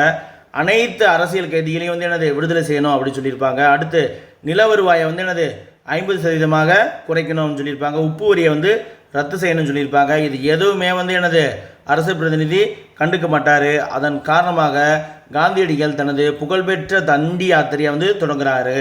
சரிங்களா, எப்போ அப்படின்னு சொல்லி பார்த்தீங்கன்னா, அதாவது இந்த சட்ட மறுப்பு இயக்கத்தில் உப்பு மீதான வரியை வந்து ரத்து செய்யணும்னு சொல்லி கேட்குறது வந்து ஒரு முக்கியமான விஷயமாக பார்க்கப்படுது. அந்த அடிப்படையான விஷயத்தில் காந்தி கை வைக்கிறாரு அப்படின்னு சொல்லி எல்லாரும் நினைக்கிறாங்க. என்னைக்கு காந்தி வந்து இந்த உப்பு யாத்திரை தண்டி யாத்திரை தொடங்குறாரு அப்படின்னு பார்த்தீங்கன்னா, 1930 மார்ச் 12 அன்னைக்கு 78 தொண்டர்களுடன் அவருடைய இருப்பிடமான சபர்மதி ஆசிரமத்திலிருந்து 241 மைல் தொலைவில் இருக்கக்கூடிய தண்டி அப்படிங்கிற இடத்துக்கு காந்தியடிகள் நடந்தே யாத்திரையாக போகிறாரு. போக போக போக போக தொண்டர்கள் கூட கூட இது வந்து மிகப்பெரிய ஒரு பேரணியாக யாத்திரையாக நீண்டுக்கிட்டே போகுது. காந்தி அவரோட 61 வயசில் 24 நாளில் இந்த 241 மைலையும் கடந்து என்னைக்கு போயிருப்பார் தண்டிக்குன்னா 1930 ஏப்ரல் 5 சாயங்காலம் போவார். அடுத்த நாள் காலையில் 1930 ஏப்ரல் 6 வந்து ஒரு பிடி உப்பை கையில் எடுத்து உப்பு சட்டத்தை மீறுவார். காந்தி வந்து தண்டி யாத்திரையின் போது உப்பு சட்டத்தை மீறிய போது அவர் கூட இருந்தவங்க யாருன்னா கவிக்குயில் சரோஜினி நாயுடு அவர்கள் கூட இருந்திருப்பாங்க. இதை தொடர்ந்து மாகாணங்கள் இந்தியாவில் இருக்கக்கூடிய அனைத்து மாகாணங்கள்லையும் இந்த உப்பு சட்டத்தை மீறுவது அப்படிங்கிறது நடக்க ஆரம்பிக்குது. அப்படி பார்த்தீங்கன்னா தமிழ்நாட்டில் திருச்சிராப்பள்ளியிலேருந்து வேதாரண்யம் வரைக்கும் ஒரு உப்பு சத்தியாகிரக யாத்திரையானது நடக்கும். திருச்சிராப்பள்ளியில் வந்து பார்த்திங்கன்னா டிஎஸ்எஸ் ராஜன் அவர்கள் இல்லத்தில் இருந்து இந்த யாத்திரையானது தொடங்கும். இந்த யாத்திரைக்கு வந்து ராஜாஜி அவர்கள் வந்து தலைமையேற்றிருப்பார். இதில் வந்து 100 தொண்டர்கள் 1000 பேர் வந்து திரண்டு வருவாங்க. அதில் 100 பேர் வந்து செலக்ட் பண்ணி அவங்கள கொண்டு போவாங்க. இந்த சத்தியாகிரக தொண்டர்கள் வந்து களைப்பில்லாமல் இருக்கிறதுக்கு தான் நம்ம நாமக்கல் கவிஞர் வந்து கத்தியின்றி ரத்தமின்றி யுத்தம் ஒன்று வருகுது அப்படின்ற பாட்டையும் எழுதியிருப்பார். சரிங்களா, அவங்க நடந்து போன ஊர்கள் திருச்சி, தஞ்சாவூர், கும்பகோணம் அப்படின்ற அந்த ஊர் ரூட்டையுமே வந்து 12th புக்கில் இருக்கும். அதையுமே பார்க்கலாம். வெங்கடேசன் சார் புக்கில் வந்து அப்படியே அவங்க எந்தெந்த வழியாக பயணம் செஞ்சாங்க அப்படின்னு சொல்லி ஒரு ப்ரீவியஸ் இயர் கொஷின்லையும் கேட்டிருக்காங்க. சரிங்களா, அப்போ தமிழ்நாட்டில் வந்து என்னது ராஜாஜி தலைமையில் போராட்டம் நடந்தது. கேரளாவில் வந்து என்எம்ஆர் சரிங்களா கேரளாவில் வந்து கேரளாலையும் ஆந்திராலையும் அதுக்கப்புறம் வங்காளத்துலேயும் எங்கெல்லாம் உப்பு இருக்கோ சென்னையிலையுமே வந்து என்னது இந்த உப்பு சத்தியாகிரக யாத்திரையானது நடைபெற்றது. அப்படி ஒரு இந்த வடமேற்கு பகுதியில் இந்தியாவினுடைய வடமேற்கு எல்லை மாகாணத்தில் கான் அப்துல் காபர் கான் சரிங்களா கான் அப்துல் காபர் கான் அப்படிங்கிற எல்லை காந்தி அப்படின்னு சொல்லி அழைக்கப்படக்கூடிய கான் அப்துல் காபர் கான் அவர்கள் தான் வந்து இந்த உப்பு சத்தியாகிரகத்துக்கு வடமேற்கு எல்லை மாகாணத்தில் தலைமையேற்றிருப்பார். அவர் வந்து ஒரு இயக்கம் வச்சுருப்பார். அது வந்து என்னது செஞ்சட்டைகள் அப்படின்னு சொல்லப்படக்கூடிய குடை கிட்மர் அப்படிங்கிற இயக்கத்தை இந்த கான் அப்துல் காபர் கான் அவர்கள் நடத்திட்டு இருப்பார். அவருடைய பட்டப்பேர் வந்து என்னது எல்லை காந்தி. சரிங்களா, இப்போ காந்தி வந்து உப்பு சட்டத்தை மீறிட்டார். அதனால் காந்தியை வந்து ராத்திரியாக கைது செஞ்சு எரவாடா சிறையில் போயிட்டு அடைக்கிறாங்க. சரிங்களா, எங்கே எரவாடா சிறையில் அடைக்கிறாங்க. எரவாடா சிறையில் காந்தி அடைக்கப்பட்டதை தொடர்ந்து நேரு, ஜவஹர்லால் நேரு, கான் அப்துல் காபர் கான் மற்றும் இதர தலைவர்கள் எல்லாருமே வந்து என்னது கைது செய்யப்படுறாங்க. அதைத் தொடர்ந்து நாடு முழுவதும் அந்நிய துணிகளுடைய புறக்கணிப்பு, அப்புறம் மதுக்கடைகள் முன்பு ஆர்ப்பாட்டம், வரிகோடா இயக்கம், அடுத்து வந்து வனச்சட்டங்களை பின்பற்ற மறுக்கிறது ஆகிய உள்ளிட்ட பல ஆர்ப்பாட்ட வடிவங்கள் வந்து பின்பற்றப்பட்டது. இந்த எல்லா போராட்டங்களையும் பெண்களும் விவசாயிகளும் பழங்குடியினரும் மாணவர்களும் வந்து என்னது குழந்தைகளும் சமூகத்தினுடைய அனைத்து பிரிவு மக்களுமே வந்து என்னது பங்கெடுத்திருப்பாங்க. இந்த உப்பு சத்தியாகிரக சட்டமறுப்பு இயக்க போராட்டமானது நாடு தழுவிய போராட்டத்தில் மக்கள் அனைவரும் பங்கெடுத்ததால் இது இந்தியா சந்தித்த மக்கள் இயக்கங்களிலே வந்து என்னது இந்த உப்பு சத்தியாகிரக சட்டமறுப்பு இயக்கம் தான் வந்து மிகப்பெரியது. ரொம்ப முக்கியமான பாயிண்ட் தான். இந்தியா சந்தித்த மக்கள் இயக்கங்களே மிகப்பெரியது எது? சட்டமறுப்பு இயக்கம், உப்பு சத்தியாகிரக சட்டமறுப்பு இயக்கம். சரி, இப்போ இந்த வனம் தொடர்பான சில விஷயங்கள் பாக்ஸில் கொடுத்துருக்காங்க. இதில் வந்து பார்த்தீங்கன்னா ஆங்கில அரசு வந்து முதலாக வனம் தொடர்பான வனச்சட்டத்தை 1865 நிறைவேற்றுவாங்க. அதற்கப்புறம் வந்து பார்த்தீங்கன்னா 1878 வந்து ஒரு வனச்சட்டத்தை ஏற்றுவாங்க. அந்த வனச்சட்டத்தின் பிரகாரம் என்ன கொண்டு இருப்பாங்கன்னா, விவசாயம் செய்யக்கூடிய நன்செய் நிலங்களும் தரிசாக கிடக்கூடிய தரிசு நிலங்கள் எல்லாமே வந்து எனது வனங்களாக கருதப்பட்டது. வனங்களுடைய உரிமை எல்லாமே அரசுக்கிட்ட தான் இருக்கும் அப்படின்னு சொல்லிட்டாங்க. இதன் காரணமாக பழங்குடியின மக்கள் வந்து பழங்குடியின மக்களுடைய வாழ்க்கை முறையில் வந்து பாதிப்பு ஏற்படுது. அப்படி பழங்குடியின மக்கள் நடத்திய போராட்டத்தில் மிக முக்கியமானதாக பார்க்கப்படுது என்ன அப்படின்னு பார்த்தீங்கன்னா, ஆந்திராவில் இருக்கக்கூடிய ராம்பா பகுதியில் அல்லூரி சீதாராமராஜுலு அப்படிங்கிற ஒரு தலைமையில் நடந்த ஒரு ஆர்ப்பாட்டத்தை வந்து நம்ம சொல்லலாம். இந்த உப்பு சத்தியாகிரக போராட்டம் நடந்துட்டு இருக்கும் பொழுதே அப்படி பார்த்தீங்கன்னா, இந்த ராம்பா பகுதியில் இருந்த ஆதிவாசிகளுடைய நலனை பாதுகாக்கிறதுக்கும் அங்கே இருக்கக்கூடிய ஊழல் அதிகாரிகளுடனும் இந்த சீதாராமராஜுலு வந்து போராடுவார். அதன் காரணமாக அவருடைய உயிரை வந்து குறி வச்சு ஆங்கில அரசு வந்து நடவடிக்கைகளை செய்வாங்க. இந்த ராம்பா ஆதிவாசிகளுடைய கிளர்ச்சியை அடக்குவதற்காக ஆங்கில அரசு என்ன பண்ணுவாங்கன்னா, மலபார் ரெஜிமெண்ட்டில் இருந்து இராணுவத்தை அனுப்பி மக்களை வந்து என்ன பண்ணுவாங்க, அடக்குமுறை செய்வாங்க. சரிங்களா? அங்கே வாங்க. ராம்பா பகுதி ஆதிவாசிகளின் நலன் காப்பதற்காகவும் ஊழல் அதிகாரிகளுடன் அல்லூரி சீதாராமராஜு போராடியதால் அவருடைய உயிரை குறிவைத்து ஆங்கிலேயர்ஸ் என்ன பண்ணுறாங்க, நடவடிக்கை எடுக்க தொடங்கிட்டாங்க. ராம்பா ஆதிவாசிகளுடைய கிளர்ச்சி அடக்குவதற்காக. எப்போ இந்த ராம்பா ஆதிவாசிகளுடைய கிளர்ச்சி நடந்துச்சு அப்படின்னா 1922-24 மலபார் காவல்துறையினுடைய ஒரு சிறப்பு குழு வந்து அனுப்பி வைக்கப்பட்டது. வனவாசிகளுடைய தலைவராக போராடிய அல்லூரி சீதாராமராஜு வந்து என்னது சுட்டு கொல்லப்பட்டுருவார். அடுத்து பாருங்கள், வட்டமேசை மாநாடு பார்ப்போம். இந்த வட்டமேசை மாநாடு அடுத்து பூனா ஒப்பந்தம், அதோட வந்து இந்த வீடியோ வந்து முடிஞ்சிடும். சரிங்களா? சீக்கிரம் பார்த்துடலாமா? 3 வட்டமேசை மாநாடுகள் நடந்துடும். இப்போ இந்த சட்டமறுப்பு இயக்கமும் நடக்கும் பொழுது 1930 பிரிட்டிஷ் அரசு என்ன பண்ணுறான், முதலாவது வட்டமேசை மாநாட்டை கூட்டுறான். எப்போ? 1930 நவம்பரில். அப்போ தலைவர்கள், காங்கிரஸ் தலைவர்கள் எல்லாருமே கைது செய்யப்பட்டு சிறையில் இருந்த காரணத்தால் யாருமே யாரும் என்ன பண்ணுவாங்க, இந்த வட்டமேசை மாநாட்டில் கலந்துக்க மாட்டாங்க. அது மட்டும் இல்லாமல் 1929 வந்து என்னது வட்டமேசை மாநாட்டில் கலந்து கொள்ளக்கூடாது அப்படின்னு சொல்லி தீர்மானமும் நிறைவேற்றிருப்பாங்க. சரிங்களா? அப்போது பிரிட்டனுடைய இந்த முதலாவது வட்டமேசை மாநாட்டில் வந்து பார்த்திங்கன்னா பிரிட்டனுடைய பிரதமராக இருந்த ராம்சே மெக்டொனால்ட் அவர்கள் என்ன பண்ணுவாங்க, மாகாண சுயாட்சியுடன் கூடிய மத்திய அரசு பற்றிய ஒரு யோசனை தருவார். அதாவது மாகாணத்தில் சுயாட்சி பற்றிய ஒரு மாகாணத்தில் சுயாட்சியுடன் கூடிய மத்திய அரசு பற்றிய ஒரு யோசனையை தருவார். காங்கிரஸுடைய தலைவர் எல்லாமே சிறையில் இருக்க காரணத்தால் வந்து இந்த மாநாட்டில் கலந்து கொள்ள மாட்டாங்க. அதனால் வந்து இந்த பிரச்சனை குறித்து பேசுகிறதுக்கு எந்த விதமான ஆட்கள் இல்லாதால் எந்தவித முடிவும் இல்லாமல் இந்த முதலாவது வட்டமேசை மாநாடு வந்து முடிச்சு வைக்கப்பட்டிருக்கும்.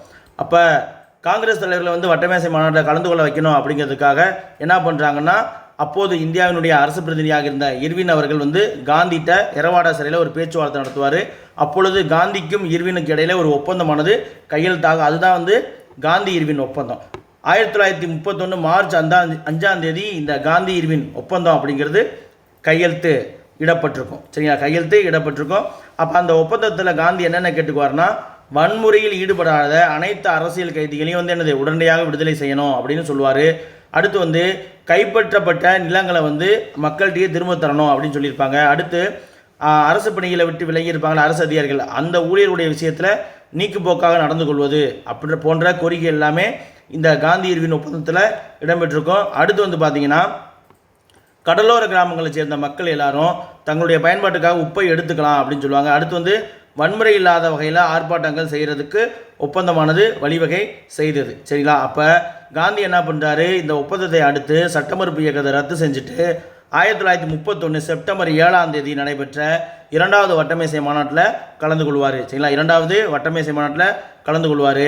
அந்த வட்டமேசை மாநாட்டில் தனித்தொகுதிகள் சிறுபான்மையினருக்கு வந்து தனித்தொகுதி கொடுத்து விவாதிக்கப்படும். இந்த சிறுபான்மையினருக்கு தனித்தொகுதி கொடுக்கறத காந்தி விரும்பலை. இதன் காரணமாக 2வது வட்டமேசை மாநாட்டுமே எந்தவித முடிவும் இல்லாமல் முடிவுக்கு வந்துடும். சரிங்களா? அதை எடுத்து காந்தி என்ன பண்ணுறாரு, திரும்பவும் வந்து சட்டமறுப்பு இயக்கத்தை தொடங்குவார். பின்னாடி காந்தி இந்தியாவுக்கு திரும்பி வந்தோடனே சட்டமறுப்பு இயக்கத்தை மீண்டும் துவங்குறாரு. இந்த முறை பிரிட்டிஷ் அரசு என்னது ரெடியாக இருந்தாங்க. காந்தி சட்டமறுப்பு இயக்கத்தை தொடங்கினோடனே இந்தியாவில் வந்து என்னது படைத்துறை சட்டமானது அமல்படுத்தப்பட்டு ஜனவரி 4 1932 ஜனவரி 4 1932 காந்தி வந்து என்னது கைது செய்யப்படுறாரு. உடனே காங்கிரஸ் தலைவர்கள் எல்லாருமே கைது செய்யப்படுறாங்க. ஆர்ப்பாட்டங்களும் மறியல் செய்த மக்கள் எல்லாருமே வந்து என்னது இராணுவ படைகளை கொண்டு அடைக்கப்படுறாங்க. இதற்கு இடையில தான் 1932 நவம்பர் மாதம் 17லேருந்து 24 வரைக்கும் 3வது ரவுண்ட் டேபிள் கான்ஃபரன்ஸ் ஆனது நடக்குது. சரிங்களா? சட்ட மறுப்பு இயக்கத்துக்கு புத்துயிர் ஊட்டிய காரணத்தால் காங்கிரஸ் கட்சி இந்த மாநாட்டிலையும் வந்து என்னது கலந்துக்கிட்டாமல் போயிட்டாங்க. இந்த அனைத்து மாநாட்டிலையுமே கலந்துக்கிட்டது யாருன்னா அம்பேத்கர் அவர்கள் தான் கலந்துக்கிட்டு இருப்பார். அடுத்து வந்து பார்த்திங்கன்னா வகுப்பு வாரி இடஒதுக்கீடு மற்றும் பூனா ஒப்பந்தத்தை வந்து நம்ம பார்க்க போகிறோம். சரிங்களா? வகுப்பு வாரி இடஒதுக்கீடு மற்றும் பூனா ஒப்பந்தத்தை பார்க்க போகிறோம். 1932 ஆகஸ்ட் 16 என்ன பண்ணுறாங்க, பிரிட்டனுடைய பிரதமரான ராம்சே மெக்டொனால்ட் அவர்கள் வகுப்பு வாரி இடஒதுக்கீட்டை வந்து என்ன பண்ணுறாரு, அறிவிக்கிறாரு. வகுப்பு வாரி இடஒதுக்கீட்டை அறிவிக்கிறாரு. இதை காங்கிரஸும் காந்தியடிகளும் கடுமையான முறையில் எதிர்க்கிறாங்க. சரிங்களா? காங்கிரஸும் காந்தியடிகளும் கடுமையான முறையில் எதிர்க்கிறாங்க. அதாவது இந்த வகுப்பு வாரி இடஒதுக்கீடு மூலயமாக ஒடுக்கப்பட்ட மக்களுக்கு இரட்டை வாக்குரிமை அப்படிங்கிறது வழங்கப்படுது. இந்த ஒடுக்கப்பட்ட மக்களுடைய இரட்டை வாக்குரிமையும் தனித்தொகுதிகளையும் காந்தியடிகள் வந்து ஏற்றுக்கொள்ள மாட்டேங்கிறார். சரிங்களா? இரட்டை வாக்குரிமையும் தனித்தொகுதி இடஒதுக்கீடையும் என்னது காந்தி ஏற்றுக்கொள்ள மாட்டாரு. அதன் காரணமாக இந்த வகுப்பு வாரி இடஒதுக்கீட்டை எதிர்த்து காந்தி தான் ஆல்ரெடி ஜெயிலில் இருக்கார் இல்லையா, ஜெயிலில் இருக்கும் பொழுதே என்ன பண்ணுறாரு, உண்ணாவிரதத்தை துவங்குறாரு. எப்போ அப்படின்னு பார்த்தீங்கன்னா 1932 செப்டம்பர் 20 காந்தி என்ன பண்ணுறாரு, உண்ணாவிரதத்தை துவங்குறாரு. ஆனால் ஒடுக்கப்பட்ட மக்களினுடைய தலைவராகிய பிஆர் அம்பேத்கர் என்ன சொல்கிறாரு, அவருடைய கருத்துப்படி ஒடுக்கப்பட்ட மக்களுக்கு வழங்கிய இந்த தனி தொகுதிகள் வந்து அந்த ஒடுக்கப்பட்ட மக்களை அரசியல் பிரதிநிதித்துவம் மற்றும் அவர்களுக்கு அதிகாரத்தை கொடுக்கும் அப்படின்னு சொல்லி அவர் வாதாடுறாரு. இதன் காரணமாக தனி தொகுதிகள் வந்து ஒடுக்கப்பட்ட மக்களுக்கு வழங்கப்படுங்கிறாரு. காந்தி என்ன செய்கிறாரு, ஒடுக்கப்பட்ட மக்களை வந்து ஒட்டுமொத்தமாக இருக்கக்கூடிய இந்து சமூகத்திலேருந்து பிரிக்காதீங்க, அதனால் ஒடுக்கப்பட்ட மக்களுக்கு வழங்கப்பட்ட இந்த தனி தொகுதிகளையும் இரட்டை வாக்குரிமையும் காந்தி எதிர்க்கிறாரு. அதன் காரணமாக செப்டம்பர் 20 1932 உண்ணாவிரதம் இருக்கிறாரு. காந்தியடிகளுடைய உண்ணாவிரதம் தொடர்பாக பிஆர் அம்பேத்கர் அவர்களுக்கும் ஒடுக்கப்பட்ட மக்களுடைய தலைவராக இருந்த எம்சி ராஜா, ரெட்டமலை சீனிவாசன் போன்ற எல்லார்ட்டையும் வந்து காங்கிரஸுடைய தலைவர்கள் வந்து பேச்சுவார்த்தை நடத்துகிறாங்க. அவர்களுக்கு கொடுக்கப்பட்ட அழுத்தத்தினுடைய காரணமாக என்ன நடக்குதுன்னா, அம்பேத்கர் அவர்கள் இந்த தனித்தொகுதியை வந்து நிராகரிச்சுட்டு அதற்கு பதிலாக வேறு விதமான சில காம்பன்சேஷன்ஸை வாங்கிக்கிறாங்க. அதுதான் வந்து என்னென்னு இப்போ பார்க்க போகிறோம். பாருங்கள், காந்தி சாகு வரைக்கும் உண்ணாவிரதத்தை தொடங்குறாரு. சரிங்களா? அப்போ பிஆர் அம்பேத்கர், எம்சி ராஜா மற்றும் இதர ஒடுக்கப்பட்ட வகுப்பினருடைய தலைவருடன் பேச்சுவார்த்தை நடத்துகிறாங்க. யார்? மதன் மோகன் மாளவியா, ராஜேந்திர பிரசாத் போன்ற காங்கிரஸ் தலைவர்கள்லாம். ஸோ இதற்கு இடையே வந்து அம்பேத்கரும் எல்லாரும் ஒத்துக்கிட்டு பூனா ஒப்பந்தமானது 1932 செப்டம்பர் 24 காந்தி உண்ணாவிரதம் தொடங்கிய 4வது நாள் வந்து இந்த பூனா ஒப்பந்தமானது கையெழுத்தாகுது. பூனா ஒப்பந்தத்தில் அம்பேத்கருடன் கையெழுத்து போட்ட இன்னொருத்தர் யாருன்னா ரெட்டமலை சீனிவாசன் அப்படின்னு சொல்லி நம்ம படிச்சிருப்போம். சரி, ஸோ இந்த ஒப்பந்தத்தை தான் என்ன சொல்கிறாங்க, பூனா ஒப்பந்தம் அப்படின்னு சொல்கிறாங்க. இந்த பூனா ஒப்பந்தத்தினுடைய முக்கியமான விதிமுறைகள் என்ன அப்படின்னு சொல்லி பார்த்துடலாமா? தனித்தொகுதிகள் பற்றிய கொள்கைகள் வந்து கைவிட்டுறாங்க. அம்பேத்கர் என்ன சொல்கிறாரு, தனித்தொகுதி வேணாம் அப்படின்றார். அதுக்கு பதிலாக என்ன சொல்கிறாருன்னா, ஒடுக்கப்பட்ட வகுப்பு மக்களுக்கு இடஒதுக்கீடு வழங்கக்கூடிய கூட்டு தொகுதிகள் பற்றிய யோசனையை வந்து ஏற்றுக்கொள்கிறாரு. ஒடுக்கப்பட்ட மக்கள், அதாவது மொத்தமாக இருக்கக்கூடிய கூட்டு தொகுதிகளில் ஒடுக்கப்பட்ட மக்களுக்கு அப்படின்னு சொல்லி சில ரிசர்வேஷன் தராங்க, இடஒதுக்கீடு தர்றாங்க. அதை அம்பேத்கர் வந்து ஏற்றுக்கிறார். அப்படி பார்த்தீங்கன்னா சட்டப்பேரவையில் ஒடுக்கப்பட்ட மக்களுக்கு 71 இடமாக இருந்த இடங்களை 148 இடமாக அதிகரிக்கிறாங்க. சரிங்களா? மத்திய சட்டப்பேரவையில் ஒடுக்கப்பட்ட மக்களுக்கு 18% ரிசர்வேஷன் தர்றாங்க. சரிங்களா? 18% ரிசர்வேஷன் வந்து தர்றாங்க. இதை தொடர்ந்து அடுத்து வந்து காந்தியடிகள் சில காலம் தீண்டாமைக்கு எதிரான பிரச்சாரங்களை தொடங்குறாங்க. என்ன காரணம் அப்படின்னு பார்த்தீங்கன்னா, அம்பேத்கர் உடனான காந்தியடிகளுடைய சந்திப்பு வந்து என்னன்னா, சாதி அமைப்புகள் பற்றிய காந்தியடிகளுடைய கருத்துக்களில் மிகப்பெரிய தாக்கத்தை ஏற்படுது. அதன் காரணமாக தான் காந்தியடிகள் வந்து என்னது, இந்த தீண்டாமைக்கு எதிரான பிரச்சாரத்தையும் தீண்டாமை ஒழிப்பதற்கு காந்தியடிகள் செலவிடுறாரு. சரிங்களா? அப்போது தீண்டாமைக்கு எதிராக பிரச்சாரம் செய்யணும் அப்படின்னு சொல்லி காந்தி முடிவு பண்ணதுக்கப்புறம் என்ன செய்கிறாருன்னா, அவருடைய இருப்பிடம் அதற்கு முன்பு வரைக்கும் சமர்பதியில் இருந்துச்சு. அந்த இருப்பிடத்தை சமர்பதியிலிருந்து வார்தாவுக்கு மாற்றுறாரு. மாற்றினோடனே ஹரிஜன் அப்படிங்கிற பத்திரிக்கை ஆரம்பிக்கிறாரு. அடுத்து வந்து அந்த ஹரிஜனர்களுக்கான பயணம், சரிங்களா, ஹரிஜனர்களுக்கான பயணம் அப்படிங்கிற பேரில் நாடு தழுவிய ஒரு பயணத்தை காந்தியடிகள் மேற்கொள்கிறாரு. அதே அடுத்து என்ன பண்ணுறாருன்னா ஹரிஜனர் சேவை சங்கம் அப்படிங்கிற ஒரு சங்கத்தை அமைச்சு சமூகத்தில் இருக்கக்கூடிய பாகுபாடுகளை களையணும் அப்படிங்கிறதுக்காக காந்தி பணியாற்றுறாரு. அதோட கல்வி, சுத்தம், சுகாதாரம் இது எல்லாத்தையும் மேம்படுத்துறதுக்கும் ஒடுக்கப்பட்ட மக்களிடையே இருக்கக்கூடிய மது பழக்கத்தை கைவிடவும் காந்தி போராடுறாரு. சரிங்களா, கோவில் நுழைவு போராட்டம், ஒடுக்கப்பட்ட மக்களுக்கான கோவில் நுழைவு போராட்டம் அப்படிங்கிறதும் காந்தியடிகளுடைய இந்த ஹரிஜனர்களுக்கான பயன்படுத்த இந்த பிரச்சாரத்தினுடைய ஒரு முக்கியமான பகுதியாக இருக்குது. ஏன்னா ஒடுக்கப்பட்ட மக்கள், ஹரிஜன மக்கள் வந்து கோயிலுக்கு நுழைவது தடுக்கப்பட்டிருந்துச்சு இல்லையா, அதனால்.